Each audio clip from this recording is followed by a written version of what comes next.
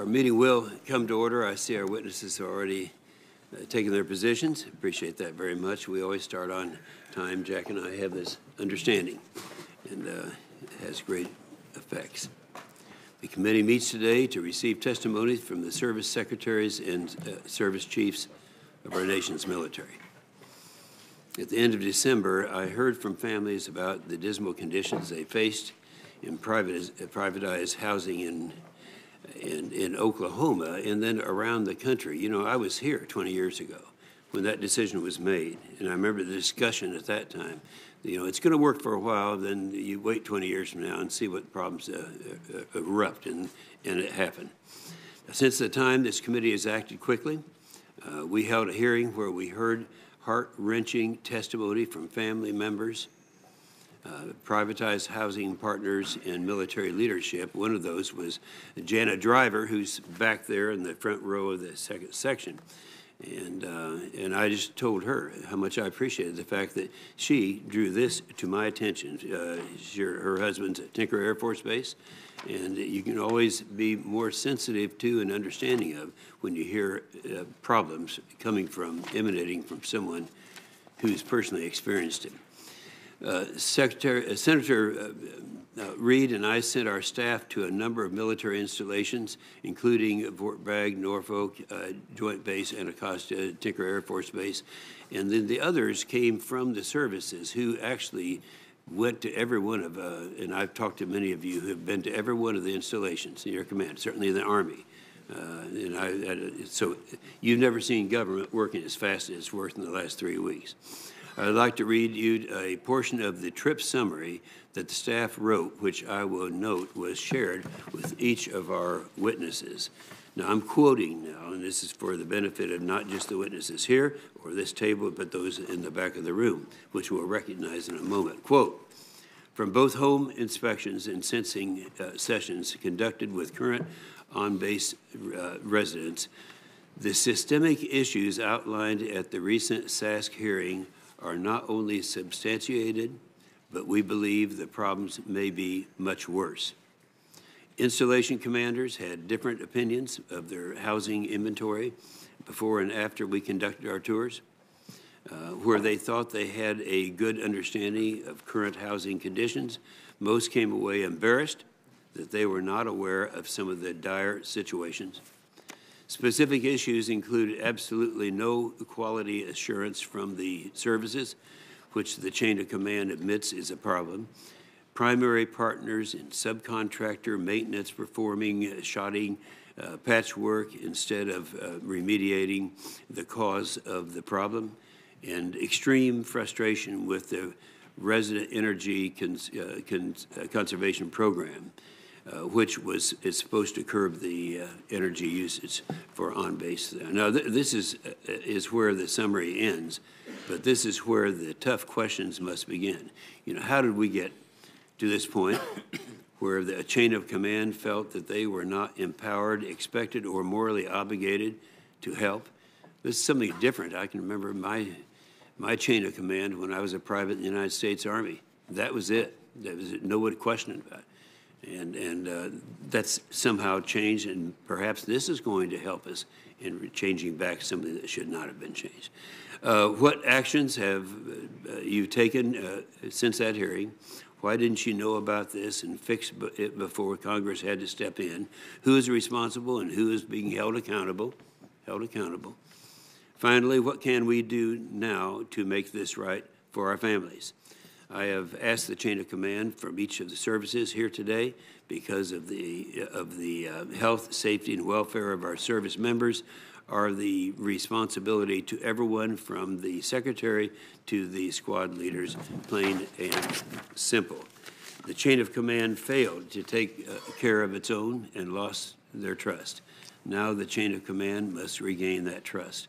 But the contractor must bear an equal or greater share of this responsibility. By no means will we bail the contractors out and pass that along the cost to the taxpayer. That's not going to happen. They agreed to take care of our families, and in fact, by their own admission, these contractors have not. In closing, we always say, recruit the service member, retain the family. But if we lose the trust of the military families, we risk losing the next generation of service members, which could be a very serious problem to the safety of this country. With that, I would like to recognize any of our military families who are here today. We're going to ask you to stand up. I know where you're seated. Stand up if you're a family of a military. Okay, let's give them a hand.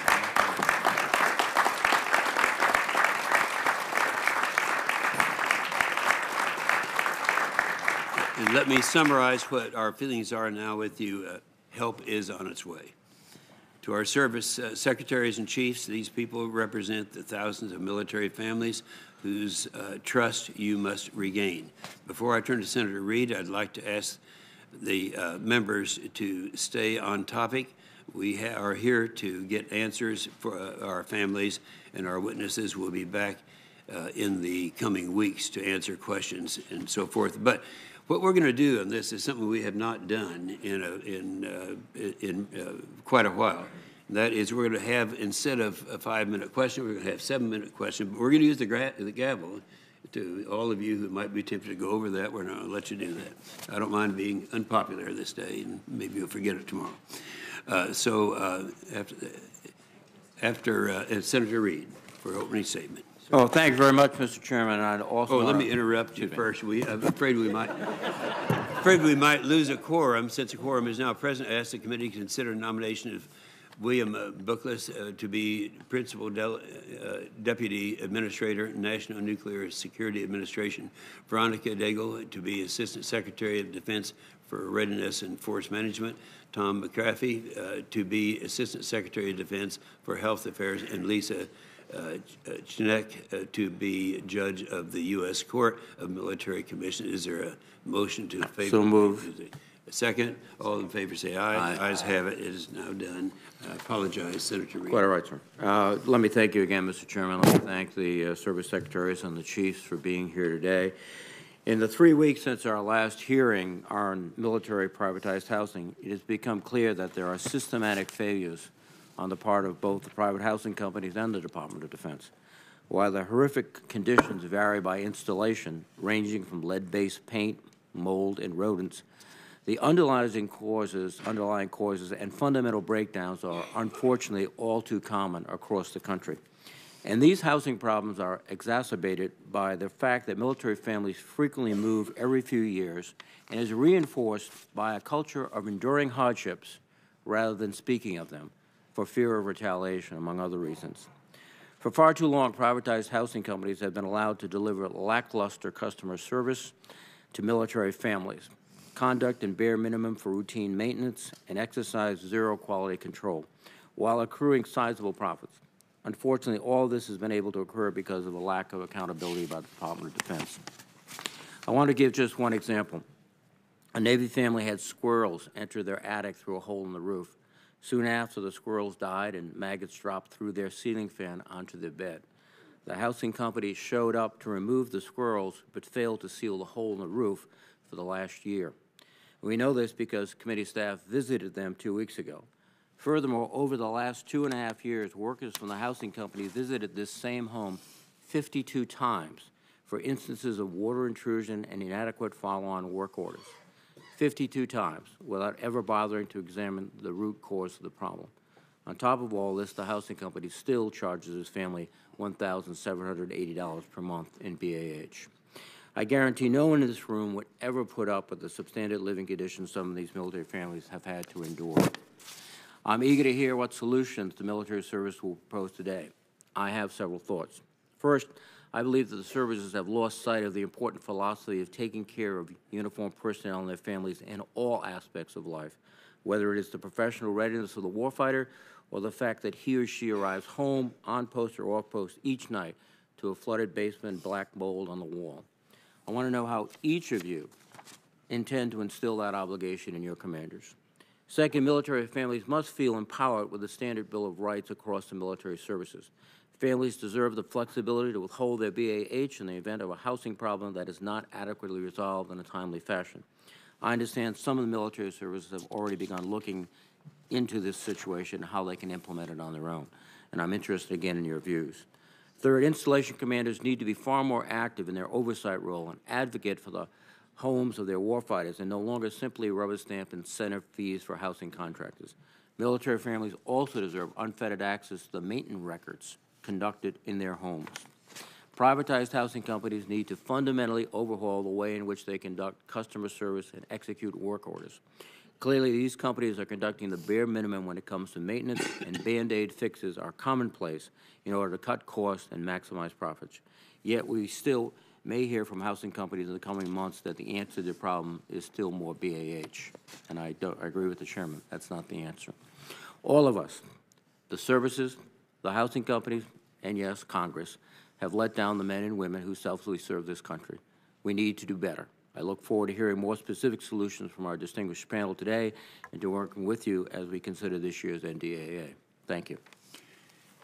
Thank you, Senator Reed. We'll now hear from our secretaries, and we're going to do this in order of starting with you, Secretary Esper, and then coming across the table. Yes, sir. Thank you. Your entire statement, of course, will be made a part of the record, and we ask you to confine your remarks to 5 minutes. Well, good morning, Chairman Inhofe, Ranking Member Reed, and distinguished members of the committee. Thank you for the opportunity to appear before you today. But thank you also for the fact that you gave our families a voice a few weeks ago and brought this attention to this issue to everybody's attention. It's had a cathartic effect on us, and we look forward to discussing this matter with you today, but thank you for bringing this issue forward. One of our fundamental obligations as Army leaders is to take care of our soldiers and their families. The recent reports of substandard conditions in some of our military housing units are deeply troubling. It is unacceptable for our families who sacrifice so much for our country to endure these hardships in their homes. We are fully committed to solving this problem and have initiated a number of actions to ensure our soldiers and their families have access to safe, quality military housing across all of our installations. I would like to submit for the record a one-page document that outlines the Army's Housing Action Plan. I believe each of you have a copy at the dais. Of course. And we'll briefly highlight the key actions for the committee. Yes, it'll be made a part of the record. Thank you, sir. The Army currently has 111,000 housing units, of which 87,000 were privatized under the RCI program. These homes are managed by 7 private companies across 49 installations. The transition to privatized housing in 1998 marked a dramatic improvement in living conditions for our soldiers and their families. However, this model assumed that the RCI contractors, with sufficient Army oversight, would continue to maintain the quality of these homes. In too many cases, it is clear the private housing companies failed to uphold their end of the bargain, a failure that was enabled by the Army's insufficient oversight. We are determined to investigate these problems and to hold our housing contractors and chains of command accountable. The Army is taking immediate action to fully understand the scope and scale of our military housing problems and to remedy the current housing deficiencies. Within 18 hours of the first hearing on this topic, I traveled with General Milley and Sergeant Major of the Army Daly to Fort Meade, where we personally walked through multiple homes and spoke to our affected families. We also met with the leadership of the privatized housing company and pressed them to take immediate actions. Since then, Army senior leaders have traveled to Fort Bragg, to Fort Belvoir, Fort Campbell, and West Point to conduct our own housing visits and to meet with families and garrison leadership. Over the past 3 weeks, Army installations have conducted town hall meetings in collaboration with the RCI contractors, in addition to establishing housing hotlines. This has provided families a forum to voice their concerns and to report problems directly to garrison commanders. We also ordered all senior commanders to complete a 100% screening of their installation housing by March 18th. Where life, health, and safety issues exist, senior commanders have been instructed to immediately relocate housing residents to temporary quarters until the housing conditions are remediated. This screening process is ongoing, and to date we have completed over 19,000 housing visits. We have also met with the CEOs or senior executives from each of the 7 privatized housing companies to discuss the current problems. The poor customer service, the lack of work order transparency, the inability of residents to hold the housing companies accountable for deficient conditions were common themes presented during our town halls. All of our housing contractors are committed to working together to find ways to improve customer service and to increase transparency. Additionally, they all agreed to ensure sufficient numbers of trained technicians and staff are available at each installation to address problems in a timely manner. To inform our long-term solutions to this problem, we have initiated IG inspections across the 49 installations with RCI Housing. These inspections are focused on customer satisfaction, work order responsiveness, and the ability of our garrison commands to provide proper oversight of our private contractors. Many residents have told us that communication between residents and the private housing companies is broken.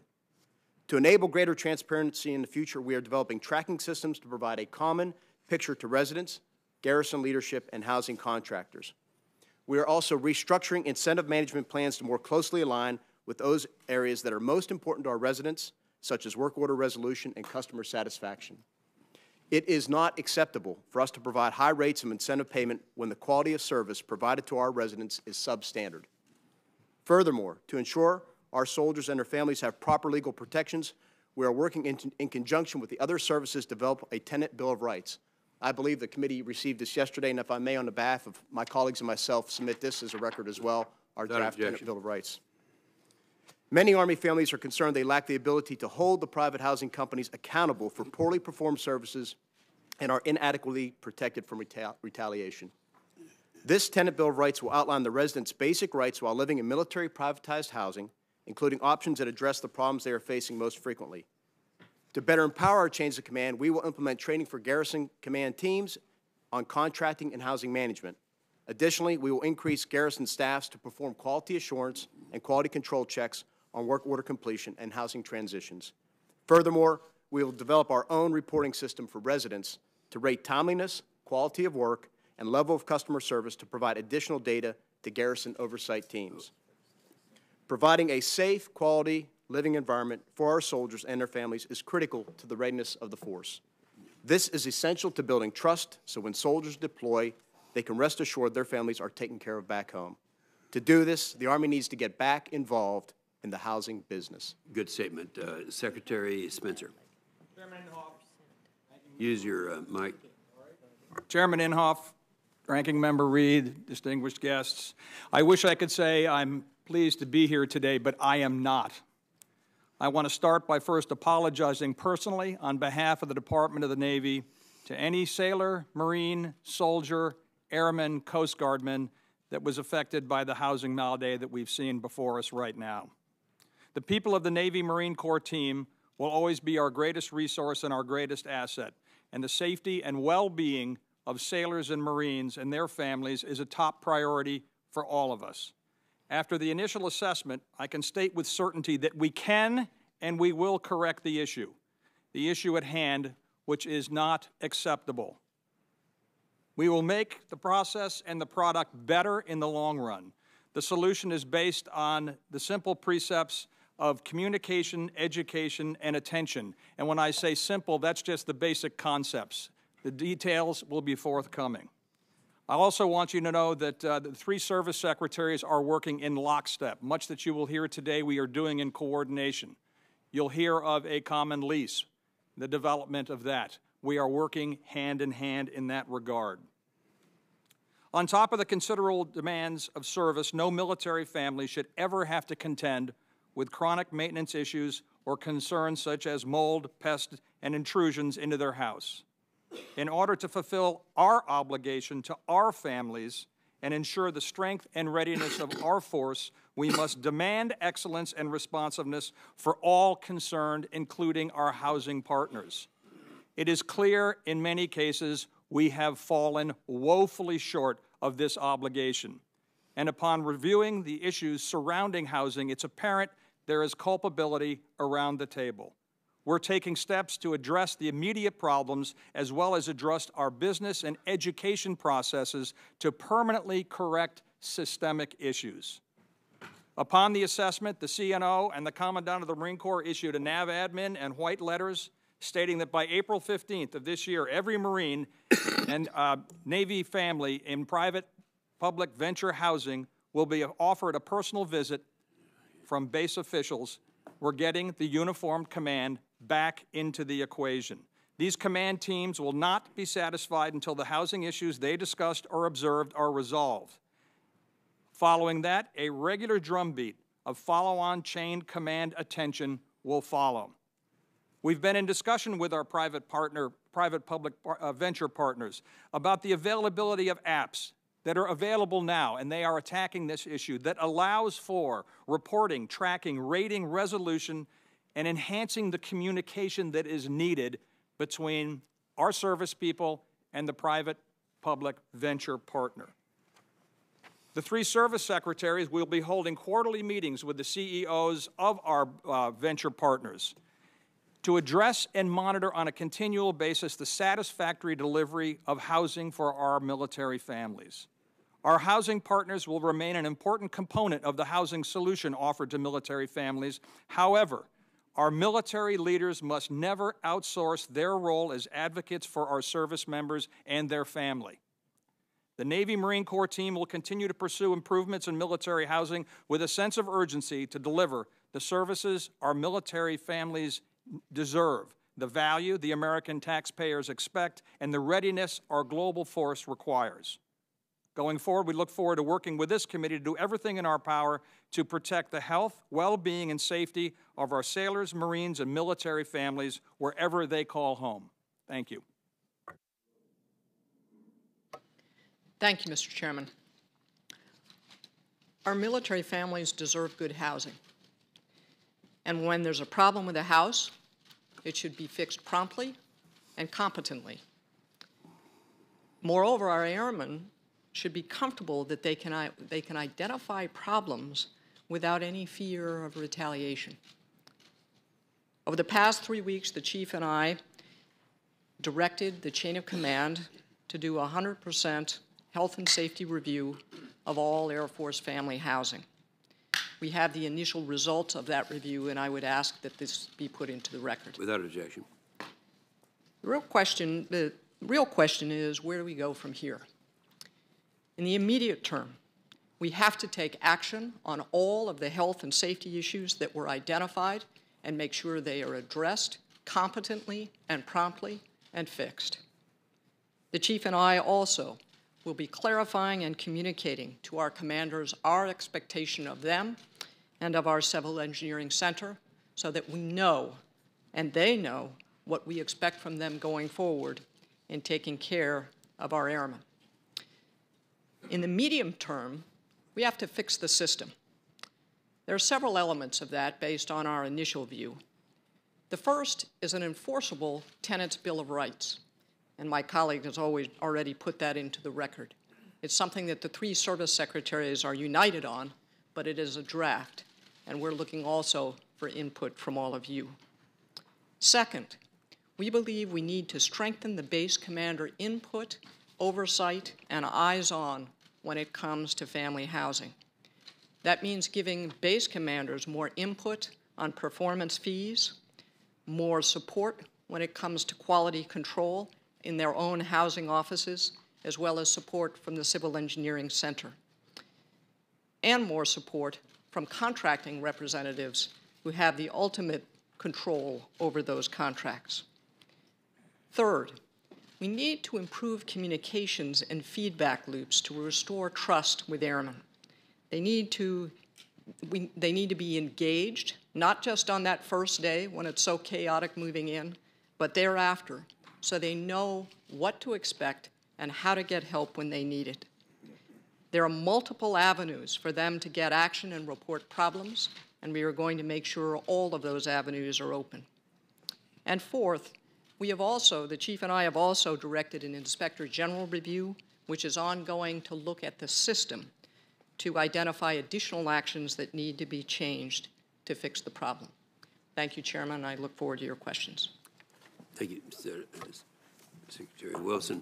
All right, for those of you who were not here during the opening of the meeting, we are going to have 7-minute sessions, questions, but we are going to hold you to the 7 minutes because we have a full house here and people who do want to be heard on this subject.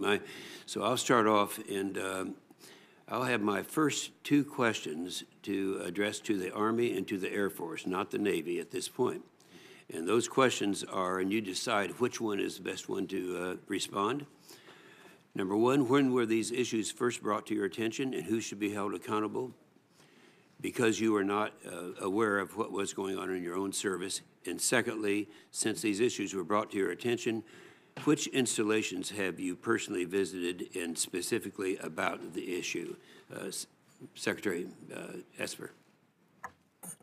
Thank you, Mr. Chairman. On the first matter, I think with regard to the full realization of the size and scope of this issue came up the week that the committee held its hearing. I think the media reports coupled with the report of the Military Family Association and then culminating in the hearing was what I think brought home to us the size and scale of that. That said, of course, last summer we were aware of the lead-based paint issues at some of our homes, such as Fort Benning. We quickly took a number of actions. We can talk about that to address that problem and had been working on it pretty diligently throughout the fall. And then at a family forum in October, the chief and I, as we meet with families and discuss issues, there were some housing issues in singular homes at, I think, Schofield Barracks and Fort Gordon and another like West Point, where we quickly attacked those problems and remediated them. But nothing with regard to the size and scope that you heard from the witnesses that appeared before this committee. The second part of that question was, since these issues were brought to your attention, how many installations have you and the chief and either supervised or personally visited? Yes, sir. I personally visited Fort Meade and Fort Bragg, and I'm supposed to go down to Fort Belvoir next week. And, of course, every time I visit an installation, I meet with families and do town halls. So I talk about this quite often. Chief, have you... In terms of the timeline, Chairman, similar, the July-August time frame for the lead paint. Then in October, November, started becoming aware of some reports on mold, and then it really came into fruition at the time of the hearings and the media. Okay, well, let me tell both of you, I appreciate the briefing that you've given me, and I know that you've been very busy since the last meeting that we had. I appreciate that very much. Secretary Wilson. Mr. Chairman, since your hearing, I have visited MacDill, Tinker, and Shaw Air Force bases. With respect to, I'm sorry, Chief. With respect to awareness of the problems, the Air Force was aware of construction defects at 4 bases, and on page 7 and 8 of the handout in front of you, it highlights those dates on where we were aware of construction defects, and the actions that we're taking there. I think, though, that while the Air Force was managing those projects and getting construction defects taken care of, what we really didn't understand was the decline in trust and confidence in the airmen that problems would get fixed. And that is, to me, the most important part of the hearing that you had that brought that forward to us.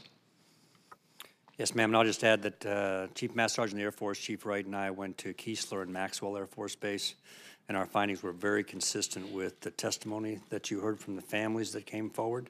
And I'll second what the Secretary said, that the most concerning to me that I found was the breakdown in trust that we've got to rebuild, as you said, Chairman. Yeah, was anything exercising back your memory of the previous testimony that came from the homeowners, was anything found to be inaccurate from their testimony? No, sir. Very accurate. Okay. Secretary Spencer, would you respond to the same questions? And I have a separate question for you. Yes, Mr. Chairman. Since the hearings, I personally had visited 3 communities in the Hampton Roads area, Camp Lejeune and Cherry Point, to visit housing and meet with people there. We stepped right out right after the hearings, went out to the West Coast, our office did, to inspect what was going out there and hearing from the families of their concerns. Nothing we found that they reported was inconsistent. Admiral, do you want to add to that?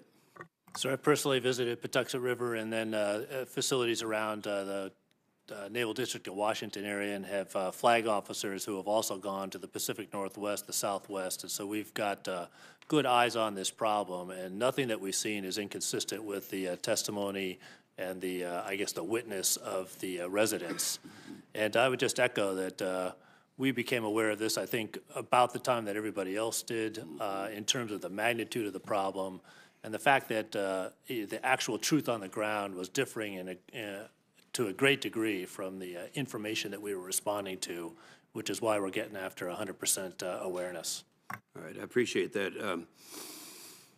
Secretary Spencer, a recent news article states that the Navy is moving forward with creating a new Assistant Secretary for Information Management, which by default would eliminate your Assistant Secretary for Energy, Installations, and Environment. Now, that second one I mentioned is the part of the bureaucracy that is responsible for what led to this meeting now.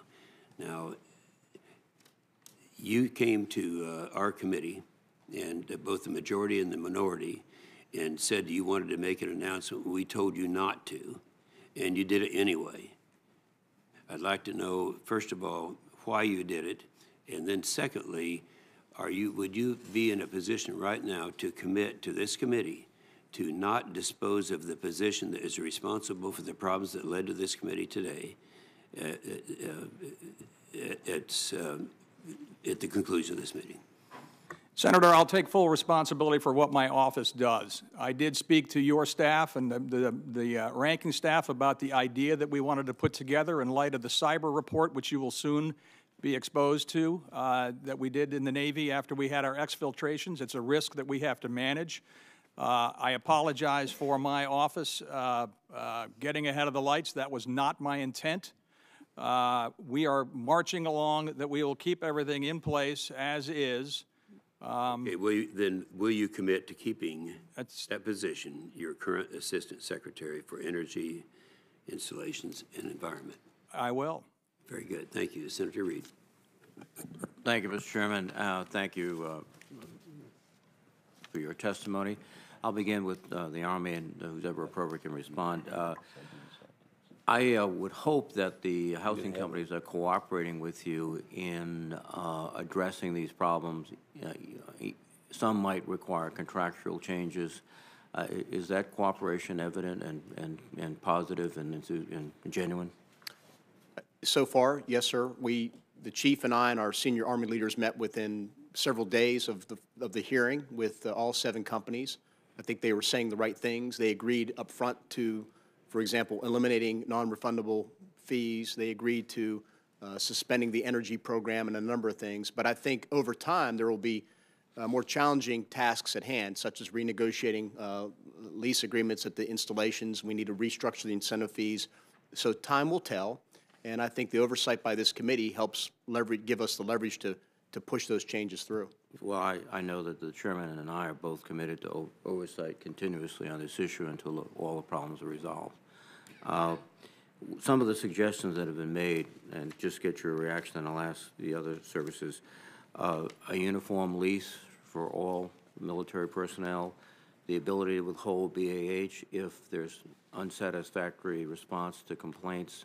Perhaps that has to be validated by your housing officer, but that's right. At some point, the BAH should be not the right of the company, but in payment for adequate housing. Is that something you're producing? Yes, sir. That's one of the items we put into the Tenant Bill of Rights is the ability to withhold BAH, and then, at least for the Army, we could arbitrate that issue between the provider and the soldier and make sure we come out to a proper solution. And I think on your first point with regard to a common leasing agreement, I think it's fair. It's the right thing to do for our service members because I have Navy personnel and Air Force personnel on Army bases or Army personnel on Navy bases. I think the ability for a service member to go from base to base to base and have a common set of expectations with regard to the type of housing will be provided would be very helpful to the force. And all I would ask is, as you go forward and there are issues you think should be properly covered in the NDAA, if you could make the chairman and myself aware of them, we'd appreciate that. Yes, sir. Will do. And Secretary Spencer, with respect to the Navy, you're cooperating so far productively with the housing companies, and you're trying to implement many of the similar proposals that Secretary Esper is? Yes, Senator. We're having, I would actually call them fairly robust conversations with the partners, again, to get back on education, communication, and attention. Very good. And issues like a uniform lease, issues with respect to withholding BAH, that is, you're considering those too? Most definitely. It goes along with the Bill of Rights. When the three of us were talking about the creation of this, we realized that we wanted to get something out there in draft form for you all to view, for the communities to view. There is a lot of work to be done on this because we will revisit the operating agreement more than likely. It's going to take time, but we got to get it right because it's a good tool. Secretary Wilson, your comments.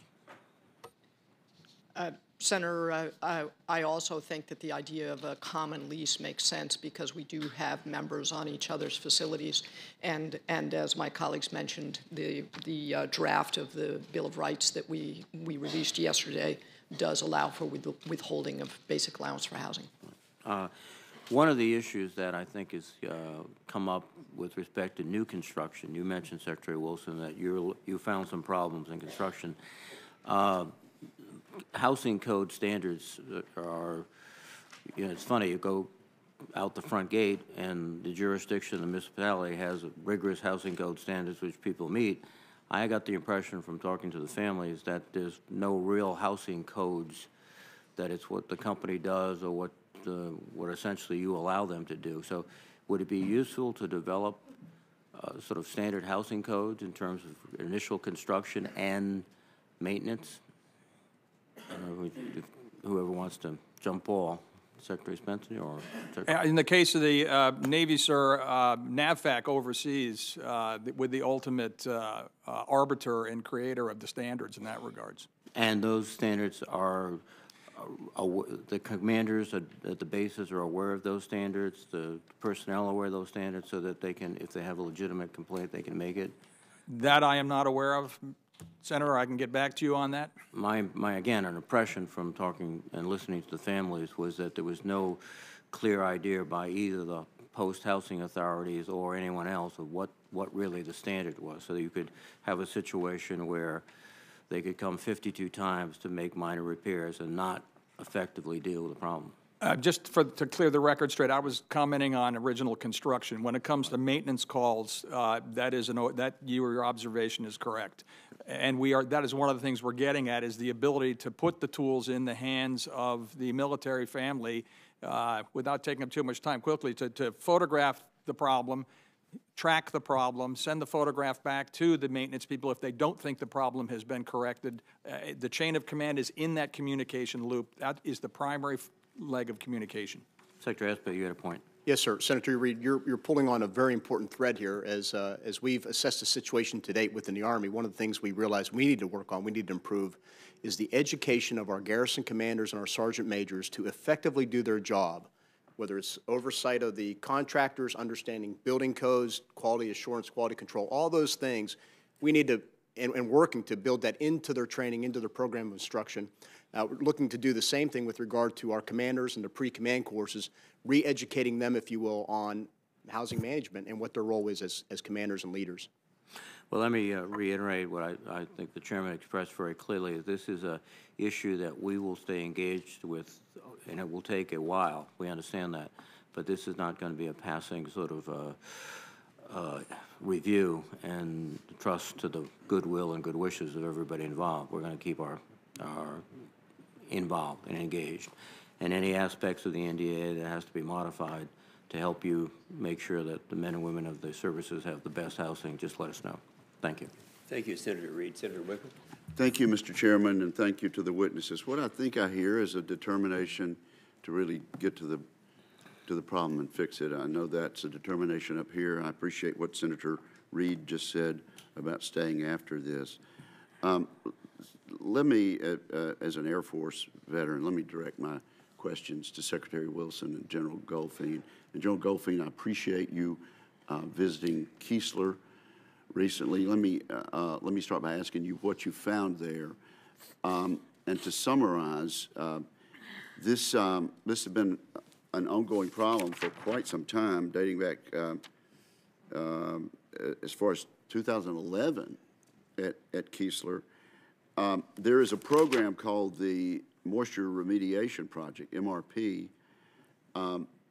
Some of the information we've gotten from the military members there is that this has been sort of a surface attempt to go in clean the affected area with soap and water or some sort of disinfectants and not get behind and actually go to the root cause. This went so far as 11 families at Keesler having to file a lawsuit against the contractor in the summer of last year, seeking punitive damages and accusing the company of fraud and concealment. So it's a serious problem that's been there for a long time. So let me ask you this: in addition to telling us, General Goldfein, what you found, to what extent are military members required now to live in base housing? When I was a young officer, I had the option. I could go off base, get my basic allowance and rent or buy off base. So to what extent is it more or less a requirement to live in this housing now? Is this a problem inherent in the way we do privatized housing construction now, or is this can this happen either way we do it? And so if you would talk about those things, and then I might let Secretary Wilson follow up. Thanks, Senator. You know, when I went down there, I looked at the remediation program, the mold remediation program that they're doing, and dug into the issues that they're looking at. What I found there, so I'm going to be 60 years old this year, and I've lived in military family housing now for 50 years. I grew up in it. I raised my children in it. When I deployed for 2 years, I put my family in it. And what I found at Keesler, which was very consistent with the testimony we heard, is there are 3 things that families today are worried about that I never worried about, either as a parent or as a kid growing up. I never once worried about the health of my children relative to living in a home. And we now have families that have testified, and I saw that at Keesler, they're worried about the health of their children.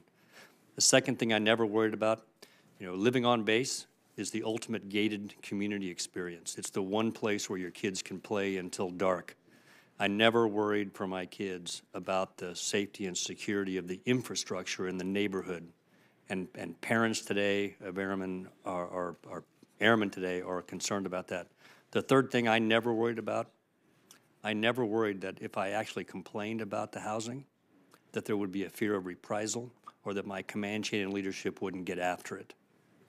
And so as we look through the long-term fixes that Secretary Wilson laid out for the Air Force, we have to get at those 3 issues.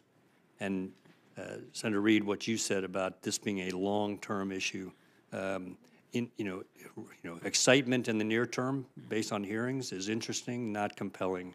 We're going to have to keep our boot on the throat of the underperforming contractors and our command chain and leadership to make sure we get after this for the long term, and we're committed to do so.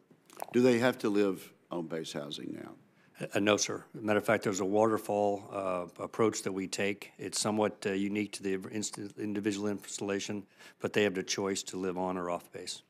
Do you think there's something wrong with the program itself? So I think the program has got to work. We've got to make it work. And where we have failed is to ensure that we have command chain involvement, oversight, leadership, quality control, and follow-up. And what did you find with regard to this moisture remediation project, MRP, with regard to the accusations that they're just treating the surface and not getting back in there and finding the problem? From what I saw, far more thorough a construction effort than what's been described. I did not see any painting over. I saw complete reconstruction, pulling out walls, going into the pipes. So I thought I saw much more significant engineering work to get after it.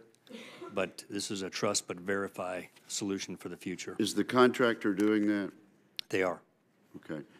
This is a little off the subject, but let me just mention this and ask you to answer on the record. I've been concerned for a number of years about unaccompanied housing in Korea, particularly at Osan. And so if you could get back to me on the record about how many of our enlisted airmen at Osan are now having to live in barracks that are not yet remodernized and remediated. If you could get back to me on the record about that, I would appreciate it. It's been something I've been asking about for years and years. So thank you very much. Yes, sir. Thank you, Senator Wicker. Senator Kane. Thank you, Mr. Chair, and thank you to the witnesses. The hearing 3 weeks ago was very gripping, very graphic. Poor communication, poor physical condition, possibilities of retaliation, and overwhelmingly a lack of military oversight of this program. I'm going to be touring Norfolk Naval Base tomorrow and meeting with families there. The housing companies, the 7, they must improve, but it's the military that must solve this problem. People didn't enlist to be a tenant of a private housing company. They enlisted to be a Marine, a soldier, a sailor, an airman or woman, or a coastie, and so their deal is with you, really not with the housing company. You are obligated to solve this problem for them. A few questions. My understanding is the contracts with the private housing providers, since it was a new initiative, offered the opportunity for the military to reopen the contracts at the 5-year point to see how the program was doing, and yet that opportunity was not taken up by the military. Is that your understanding? Senator, as far as I'm concerned, that is my understanding. The program at that point seemed to be going swimmingly well, and I gather no one availed themselves of the opportunity. Any different testimony on that, or is that generally understood? Thank you. I was a mayor, and I had a code office that used to do code compliance inspections at housing all over my city. In the first hearing, we asked the housing providers, I asked the question about whether they would agree with me that somebody living on a base shouldn't be living in housing that is substandard to the housing that surrounds the base, and they all agreed with that proposition. In your dialogue about solving this problem, are you contemplating using the expertise of existing local housing code compliance officials to try to make sure that housing on a base is at a minimum equal to the standards in the surrounding communities? Secretary Wilson and then Secretary Spencer. Senator, we actually think that we need to improve the quality assurance, many of these within our military housing offices, because those are the ones that are responsible to the base commander, and that this is a command chain issue. And where we've had private housing contractors who are underperforming, we haven't really had the support there for the wing commander to go in and do the quality assurance that needs to be done. And so we think that that's where it needs to improve. Secretary Spencer. Most definitely across the board.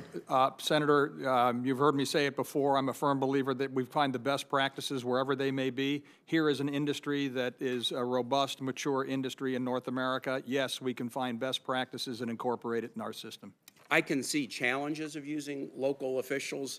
They might be pretty busy, but the idea of bringing in local code officials a couple of times a year, base commander might work with them to come in and do spot audits on a number of communities. Code offices would be thrilled to help you with something like this. And that's not to say that the military shouldn't have its own expertise, but when you have code compliance officers who do this day in, day out in the very communities where these folks live, who would be willing to help you, I think you should take advantage of that resource.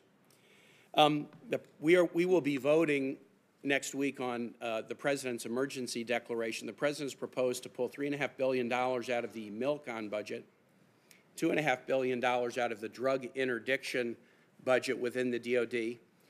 That funding source only has about $85 million available in it right now, and so the reports we've read suggest that there would be an effort in the Pentagon to pull money from other accounts into that account to plus it up to $2.5 billion.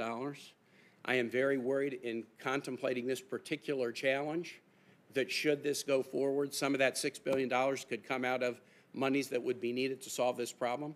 I don't know whether you can answer this question or not, but I want to ask it.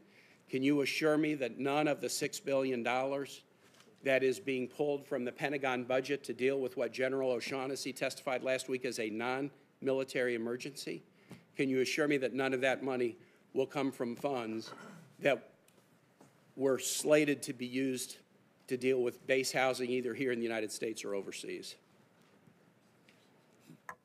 Senator, I can assure you that that is certainly my position as well, and I've articulated that to Secretary Shanahan, and I think there's a general agreement within the department that we should not tap into either military housing or barracks, I should add. But I don't have final say over that, so I cannot give the 100% assurance, but that's my view. That's your recommendation? Yeah, absolutely. How about to the other secretary? Secretary Spencer? Same here. Prioritization, it's right up there, and that'd be my recommendation. Right. Secretary Wilson? That is my position as well. Thank you very much. Let me ask one more question. The testimony last week and during this hearing is very focused on military family housing, as it should be. What are you doing to look at housing for single members of the military? Are you also engaged in that effort to try to make sure that they are living in conditions that aren't substandard? Senator, with regard to the inspections we have underway right now, those also include barracks where our soldiers live. So we want to make sure that, we're picking up some issues there in the barracks also. So we want to make sure we address that. And overall, and Senator Reid mentioned it, we want to make sure that we're also checking in on our soldiers who are off base. I think we have a responsibility to take care of our soldiers wherever they live and their dependents. Secretary Spencer. Again, Senator, as we said earlier, the three of us are working together on this issue, and we're in lockstep doing the same thing that the Army's doing. Great, thank you. Secretary Wilson, or General Goldfein. Thanks, sir. And during my trip to Keesler, I went and visited the dorms. I walked through the dorms as well. Dorms built in 1951. And so as we take a look at this in the future, we're going to make sure that we do not only military family housing, but all housing where airmen live and work. Mr. Chair, thank you. Thank you. Senator Rounds. Thank you, Mr. Chairman. Let me begin. Ellsworth Air Force Base is in Rapid City, South Dakota, and immediately when this started to come up, my thoughts went back to what we have for housing at Ellsworth and so forth. And so my first question, I guess, would be to Secretary Wilson. I'm just curious, we all agree the maintenance issues that we're discussing here today are simply unacceptable. Is privatized housing still a viable option for our military families? And if privatized housing is still the appropriate and viable approach, what immediate and long-term actions would you propose to fix these types of problems? Thank you, Senator. I think many of us in this room remember what housing was like in the mid-90s and early 2000s. And while we are having problems with some of our private contractors, I think overall housing is in better shape than it was at the time that this initiative was started. And so I believe that, and I saw it myself at bases in New Mexico at the time. And as a young officer, I never lived in on-base housing. I lived off-base as a single officer. But I do think that the housing is better than what we had in the 1990s overall. That doesn't mean that we change our approach to demanding that when there is a problem, it is promptly fixed and fixed in a competent way. There are a few things that I think will help. The Tenants' Bill of Rights, I think, will help, and it will allow us to have some leverage to work through these contracts and change the way things are managed. I think we do need to strengthen the role of the base commander so that they have input and control and leverage with the local contractor. I think we need to improve the communications and feedback loops for our airmen so they have multiple ways to address problems, and if they're not getting response, to get somebody to help them in the chain of command. And finally, we have an IG review underway that'll identify other systemic fixes that the chief and I will deal with. Those are long-term. In the immediate term, we've got our command chain that is identified and gone through houses, and we are focused on fixing the problems that are identified. Secretary Spencer, same question. Would you agree that this is still a viable option and should be continued? Senator, when the hearings finished, one of the things that I did was sit down with three of the authors of this actual solution back in 1996, and spent some time with them as to how they addressed the problem they were solving and what the solution was. If you look at the history of where we've been and where we are now, as an example, the service secretaries met with the private partner venture partners once a month. Base commanders met with the local private partner ventures once a month, and the program was going along quite well. The fact of the matter is we did take our eye off the ball. We know that. That's why I'm telling you this is, to solve this problem, we have what we need right now, 80% of it. And we'll let you know, obviously, if we need more as a backstop or whatever, we can call on you for the NDAA. This is a viable solution. I was a single person also when I was in the Marine Corps, but I have vivid memories visiting my married friends, and the product is a much better product that we have now. That does not mean that we need to fix this, and I think the tools that we have in the immediacy and the long term will affect that. Thank you. Secretary Esper, same question. Yes, Senator, from everything I've learned to date, I believe it's a workable model. We need to continue to study the issue and get back to you with any recommendations. I think any program over time needs adjustments, and that's the piece of this we owe you, in addition, obviously, to the initiatives we are implementing and the need for the chain of command to get back involved. Thank you. I think the idea of a Bill of Rights is very important, and I think it's one that I think perhaps this committee may very well want to play a part in terms of determining what it actually looks like. I also think the fact that you have an ombudsman as a part of the discussion is going to be critical, because I think there's something else that has to be discussed, and we haven't really talked about it yet, but there's clear evidence of negligence, perhaps fraud, breach of contract, with regard to the contractors and the way that they have, in some cases, managed their responsibilities. I think this list may very well continue to grow as you inspect these facilities. Why have we not taken these contractors to court, suing them on behalf of our families and our government? And is the government too cozy with these contractors to show them what they have done wrong, perhaps immoral, and in some cases outright illegal? Secretary Esper. Senator, I think you're asking many of the same questions we are asking internally. I think we need to look at the accountability aspects of this. I've walked through some homes where I've seen work done where I don't know whether it is just simple, pure incompetence or some type of fraudulence or negligence. But, you know, our immediate challenge right now is fixing the problems before us with regard to work orders and getting the families right. But I do think we need a deeper look at the accountability aspects of this. Will you commit to following through and reporting back what you find with regard to any anomalies that have to be pursued through legal channels? Yes, sir, absolutely, and particularly with regard to retaliation. So that's what one of the issues most acutely that troubles me. In fact, I had a discussion just yesterday with one of the CEOs about an employee, and I was very clear in stating that I want this matter looked into. I want to know what you find, and I want to know how this person will be held accountable if this behavior was ongoing. Very good. I have 1 minute left. Secretary Spencer, same question. Same answer with, we took a step forward. We are launching naval audit to actually provide some audit functions in certain areas where we have concern. Thank you. Secretary Wilson? Senator, we take all indications of fraud seriously. We investigate them and we'll act accordingly. Thank you. Thank you, Mr. Chairman. Thank you, Senator Round. Senator King. Thank you, Mr. Chairman. The key thing coming out of this, it seems to me, is that good intentions and emergency discussions and, you know, these kinds of reassurances aren't going to solve this problem. This strikes me as a structural problem, and I want to focus in on the contract with these entities because one of the problems is the customer on those contracts is the Navy or the Army or the Air Force, not the tenant.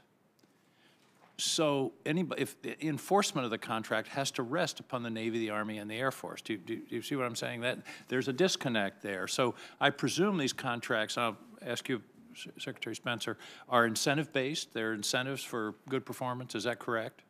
That is correct, Senator. And second question is, can these contracts be modified in any way now? I know some of them are really long-term, like 50 years. Is there any reopener or opportunity to renegotiate at all? I would, it being a document of operation, I would hope we can, I'm not a lawyer, but we plan to actually open it up and address it with the venture partners. I think that would be important, and the incentives, it seems to me, have to be important.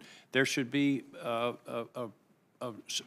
approval rating surveys of the tenants, and if it's not above 90%, I understand in some of these contracts it's 75%. That's a pretty low bar. And and they don't get paid if they don't meet that. That's the structural part of it, it seems to me, that needs to be addressed. I would agree. And the question is, let's say you had a perfect contract, but if it's not enforced, if it's not managed properly by the service, then it's still not going to work. And there has to be somebody either at the base, and I don't know the answer to this, either at the base or at the Pentagon, I would think the base, who's responsible and who's accountable for the enforcement of this contract. My old management theory is you need one throat to choke. Somebody who is one person who's accountable, and I hope that's part of your discussion. Secretary Esper? Yes, sir.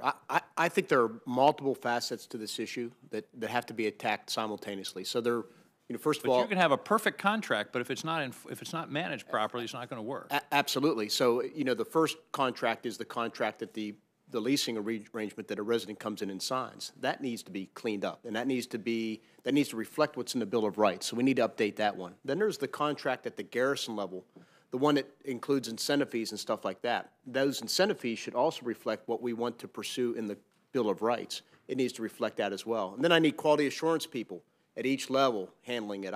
We need, as we discussed with the CEOs, we need qualified professional people performing the work. The Chief of Staff and I heard of instances where an employee would come in to fix something in the home, and he'd have to pull out his iPhone and watch a YouTube video to learn how to repair the work. So this problem... I do that too, but I'm not a professional in repairing. Exactly. So this problem has to be tackled on multiple levels, certainly from the contractors, and then we have an important role, at least with the Army, in terms of doing quality assurance, quality control, training our garrison commanders to make sure that we implement and enforce the garrison level arrangements vigorously. Well, Secretary Spencer, it seems to me that technology can help us out here. You could develop I would call it a RAT app, where the tenant can take a picture, send it, it would automatically go to the person who's responsible for managing the contract and the contractor, and the clock would start running, and there would be a way of keeping track of whether that repair was made and how it was made and how soon it was made.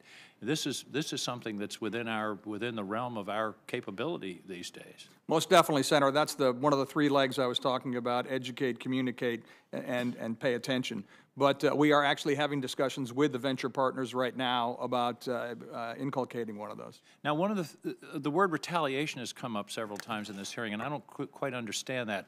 Who's retaliating? Secretary Wilson, are we talking about the military folks on the base retaliating for a tenant complaining, or are we talking about the company? Who's retaliating? Sir, I've asked, because I heard the testimony, and that was actually from your hearing the thing that bothered me most, was because if people feel as though if they act, there will be retaliation, then they're not going to report problems, and we're not going to know what's going on.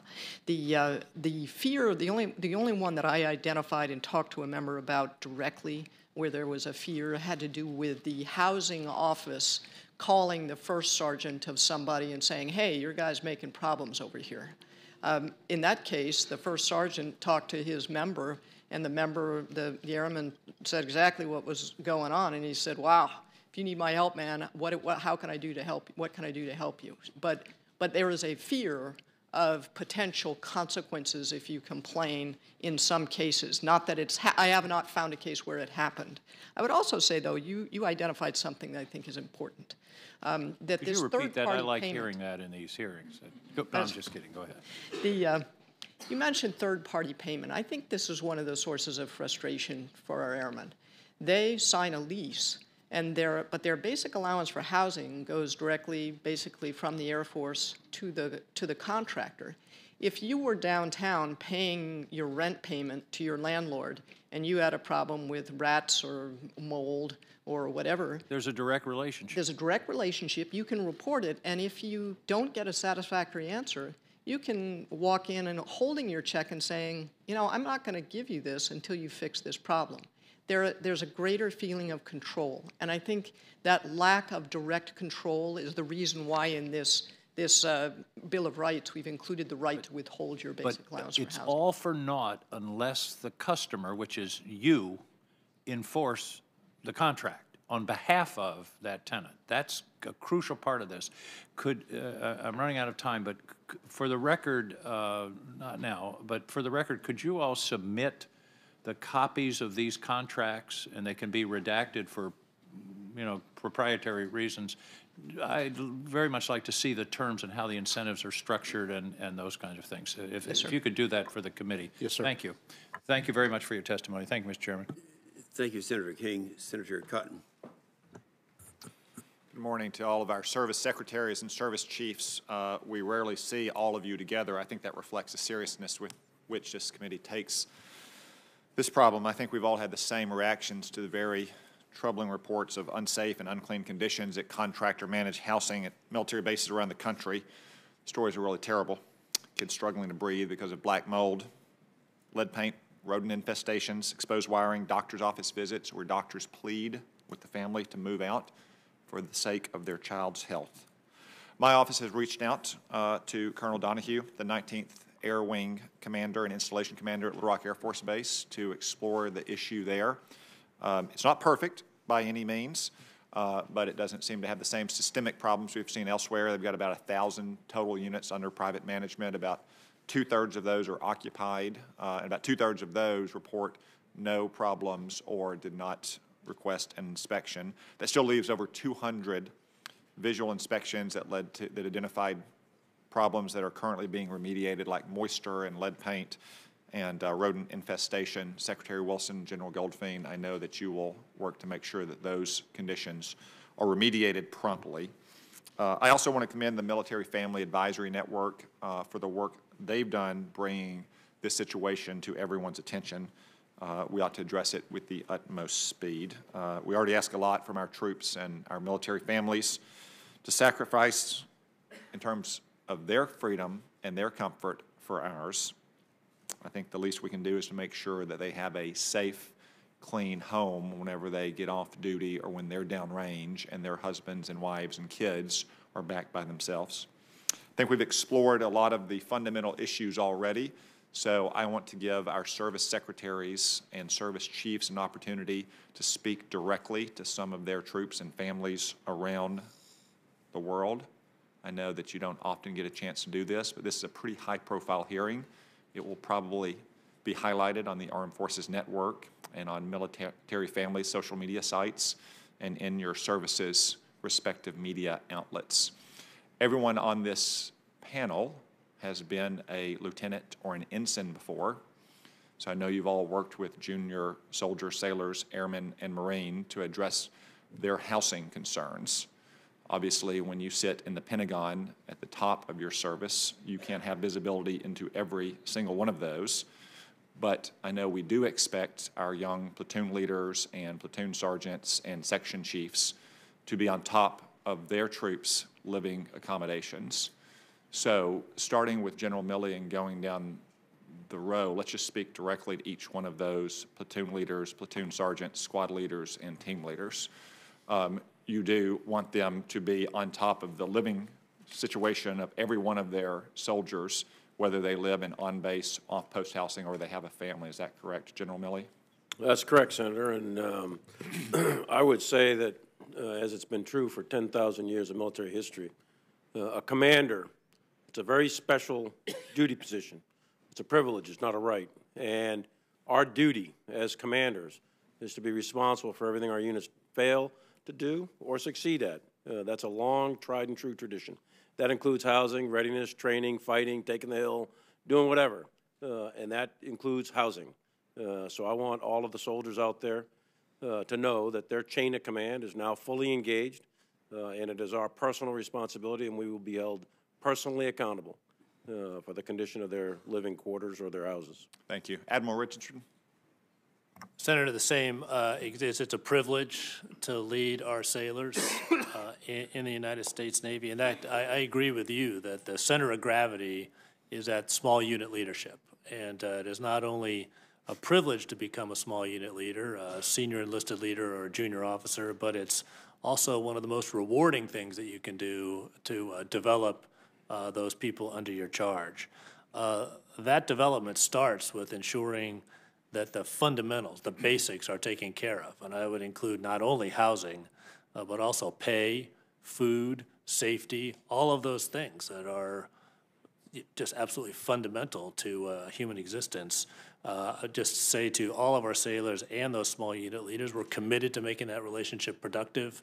Those leaders will be our sailors' advocates as we navigate through the recovery process here. We will move out with urgency, and we will, to Senator King's point, establish a structure that will be sustainable so that we don't find ourselves here again in 5 or 10 years. Thank you. General Neller. I would say this not just to the small unit leader, but the entire chain of command. The nation expects their Marines to be the most lethal ready force on the face of the earth. And we have a lot of things to do to achieve that requirement. But part of that is taking care of our families and our Marines and where they live, whether it be in the barracks, whether it be in base, government-owned PPV, or out in town. And so this is part of our responsibility. I mean, that goes with being a commander, being a leader. You're responsible for all your unit does or all it fails to do. And so I need everybody to understand why we're doing this. It's part of readiness. We need our families ready. We need a Marine can't be ready if he or she's not living in a secure, safe place. And so I personally commit that we'll get after this. I agree with Secretary Spencer. I think, and Chairman Imhoff mentioned this, back in the day, it was a different place, a different time. And I think we took our eye off the ball. And we've been a little busy the last 17 years, as you know, Senator, but that's no excuse. And so we've got to re-educate ourselves about what our responsibilities are as unit leaders, and that includes taking care of the families. General Goldfein. Thanks, Senator. When I talk to young command team groups, senior officers, and NCOs, I tell them that a lot of things we do as senior leaders, we do the best we can. There's one thing we do that's nothing short of sacred duty and a moral obligation, and I believe it's our mirror check. And that's to ensure that every airman that we send into harm's way to do the nation's business is properly organized, trained, equipped, and well led. And then when they get the job done and return to their families, we've taken care of them while they've been gone. That's a moral obligation. And so my message to all airmen is that we are not going to stop until we ensure that we have the system right to take care of them. Thank you, General Goldfein. If I could plead for 30 seconds, Mr. Chairman, I think it's very important that our troops hear this. As Senator King said, there have been reports of retaliation and reports of non-responsiveness to complaints. I'd just like our service chiefs to speak directly once again to their troops and assure us, yes or no, that there is zero tolerance for any retaliation if you complain about the conditions of your residence. General Milley. Absolute zero tolerance. Admiral Richardson. Same, zero tolerance. General Neller. Zero tolerance. General Goldfein. 4. There you have it. Family members and troops on the front lines, when you have these problems, the top boss in every one of your services has said there will be zero tolerance, there will be immediate responses to your problems. You should bring them forward and make sure that you and your families have a safe residence while we work through the bigger structural problems we have. Thank you, Senator Cotton. Senator Heinrich. Thank you, Chairman. Secretary Esper, I want to start with you, and I certainly agree that we need a tenant Bill of Rights, and we've heard a lot of really good testimony from all of you and a lot of good questions from my colleagues about using that as a tool to address the unresponsiveness between some of these contractors and people in the housing, as well as the issue of who is the customer, because I can tell you from personal experience of people who've reached out to me, both a concern that they would be held that there could be retribution when they raise issues, and then also the issue of not having the contractor be adequately responsive because they're not the customer.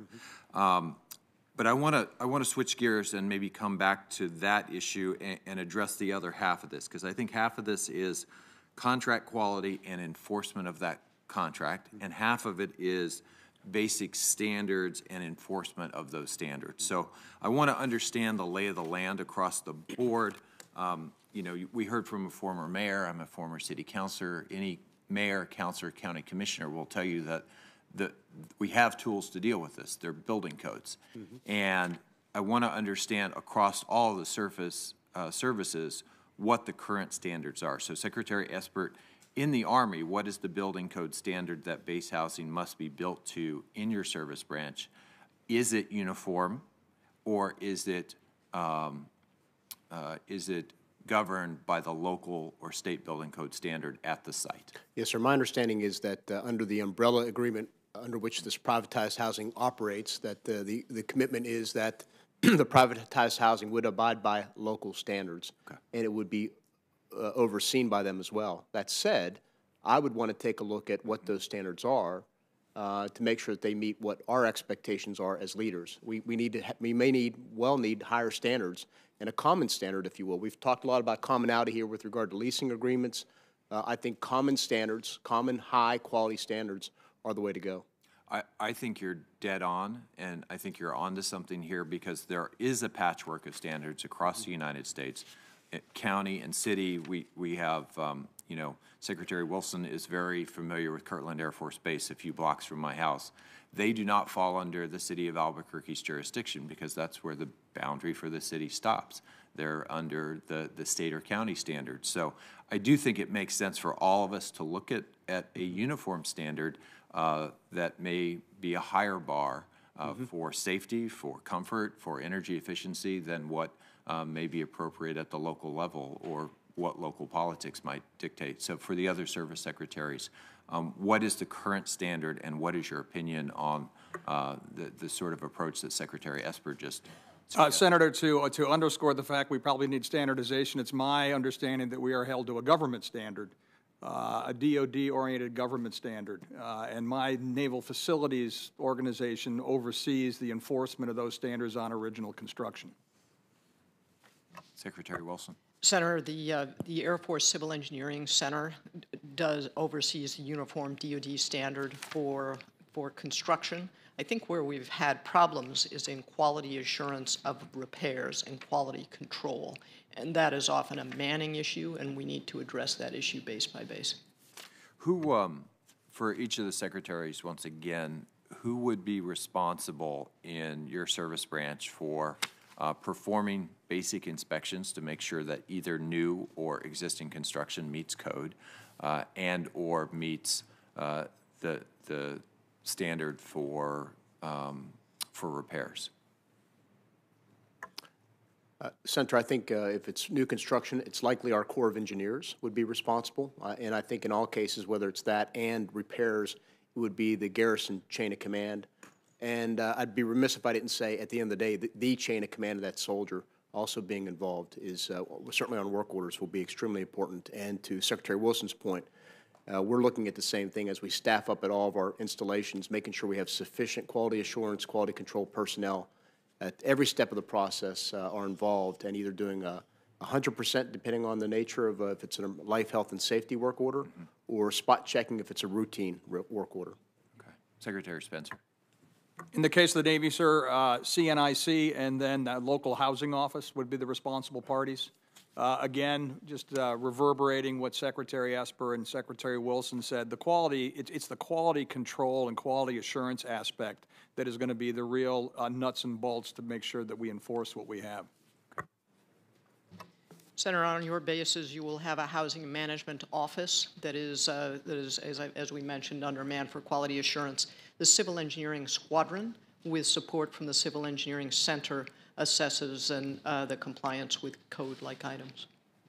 I want to thank all of you for the commitment that you made to Senator Cotton with regard to retribution. I also want to ask, what are we doing to make sure that that commanding officers understand that, as well as sending that message to rank and file? I have had at least one constituent raise the issue that they were afraid to bring some of these issues forward. So what is the mechanism, Generals and Admiral, for just sending that message loud and clear that we have an issue, and if you raise issues, you're going to be listened to, and you're not going to be held to some form of retribution?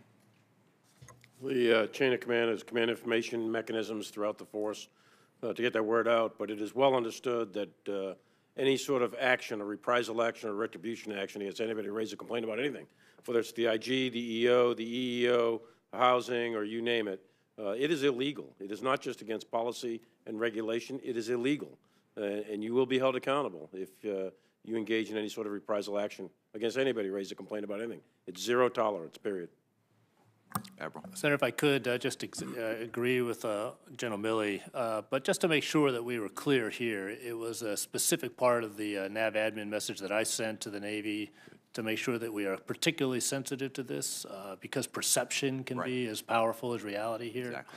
And then all of our, I did a social media post, made it clear there, the inspection guide, the visit guidelines for visits to homes include a part of this, so we're being extremely sensitive to making sure that certainly we meet the legal requirements, but we also, from a perception management thing, are open to this. Excellent. I agree with both the chief and the CNO. In the white letter I sent out to all commanders directing the housing outreach with the intent to visit at the permission of the service member, their home either in a PPV or out in town. There's very clear guidance on what they can and cannot do and what the whether they refuse to visit or not. But as General Milley said, any reprisal and anyone who makes an allegation is illegal. I know that. Thank you, Mr. Chair. Thank you. Senator Hawley.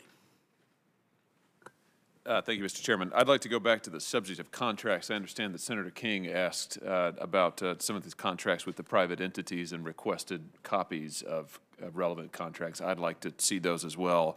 Let me begin by directing this towards the service secretaries. Secretary Esper, I noticed in your written testimony you talk about the model, this model of private housing, private partnership, and you say it assumes, the model assumes that the contractors with sufficient oversight will continue to maintain the quality of these homes. I note the verb assumes.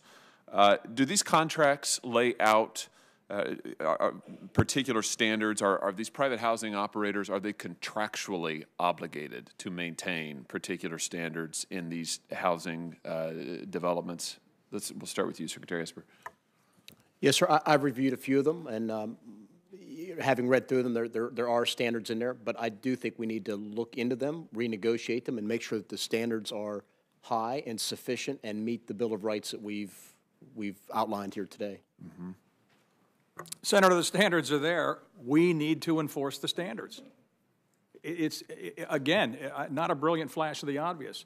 We were not keeping our eye on the ball. The housing office needed to be the quality control check and balance here if there was a complaint. We have the processes. Now we have to live up to performing the processes. Mm-hmm.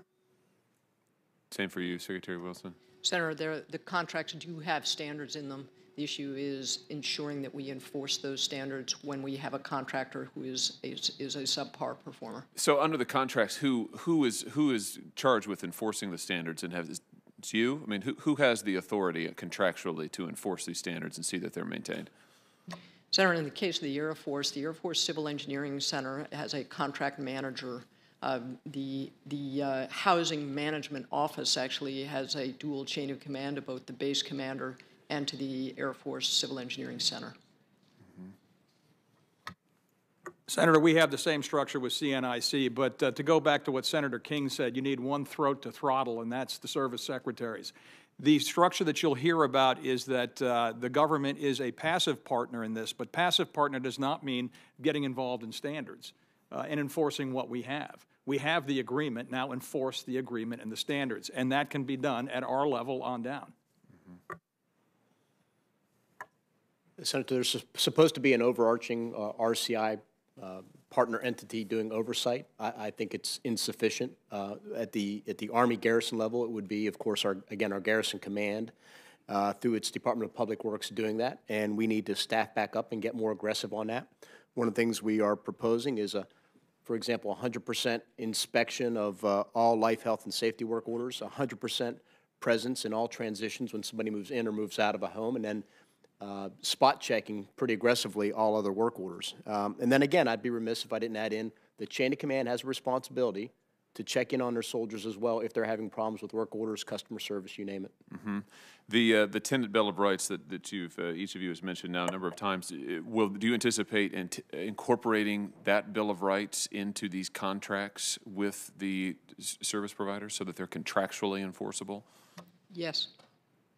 Yes, Senator, that's exactly what we're talking about. This is a draft, but we want to fine-tune it to make sure it has the teeth, and that teeth relies in the contract agreement.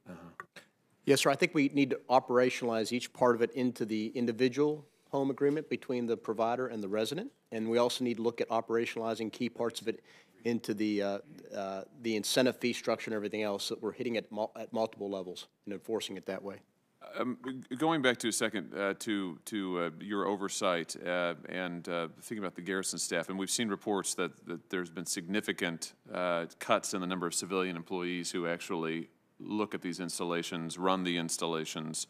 In some cases, I've heard as much as 90%. So that even if you do have the contractual, you're telling me now you have the contractual authority to inspect these properties, but it sounds as if there may have been nobody around to actually do it. Is that accurate? And what are you going to do about it? Senator, this is one of the observations that we've made, and one of the things we might be doing is coming back to you all for the direct hire authority to increase staffing. Yes, sir. It looks like over a period of time, beginning around 2010, 2012, we began making reductions. We're anywhere from 1 person to 10 people. We didn't go to 0 anywhere, as best I can tell, but we did make reductions, and we're now looking at how do we staff back up to ensure we can do adequate quality assurance and quality control based on some of the ideas I shared with you earlier. Senator, we have a similar kind of situation. One of the bases that I went to was one that was rated as performing well. And when you have a contract housing office where the contractor is performing well, we probably have enough people in that housing office to do the work. But when performance starts to slide, that's when it becomes overtaxed. So how we put the people back in to give support to the base commanders where it's really needed is I think, going to be the key decision point. Let me go back for a moment to the contractual arrangements. How do you anticipate changing or altering these contracts in order to ensure that the private providers are appropriately incentivized and penalized when necessary for maintaining adequate housing, for responding in real time to complaints, and generally doing what they're supposed to be doing? I mean, how is this? I mean, look, let's just cut to the chase here. I'm a lawyer. We can talk all you want about ideals and aspirations and bills of rights. If you don't make them enforceable, if you don't put them in contracts, if there isn't real bite behind them, it's not going to go anywhere. And we'll be right back here 5 years from now with people saying that I know what the Bill of Rights are. There's nobody who I can go to enforce it. There's nowhere to get it done. We don't want to do that. So what are you going to do to make it enforceable so that we're not back here doing this again in a few years? Go ahead, Secretary Wilson. Senator, I'm not a lawyer, but I do understand the incentives and how they're not set up properly. I think that the answer to this is to get less quantitative about these incentives because those can always be gamed.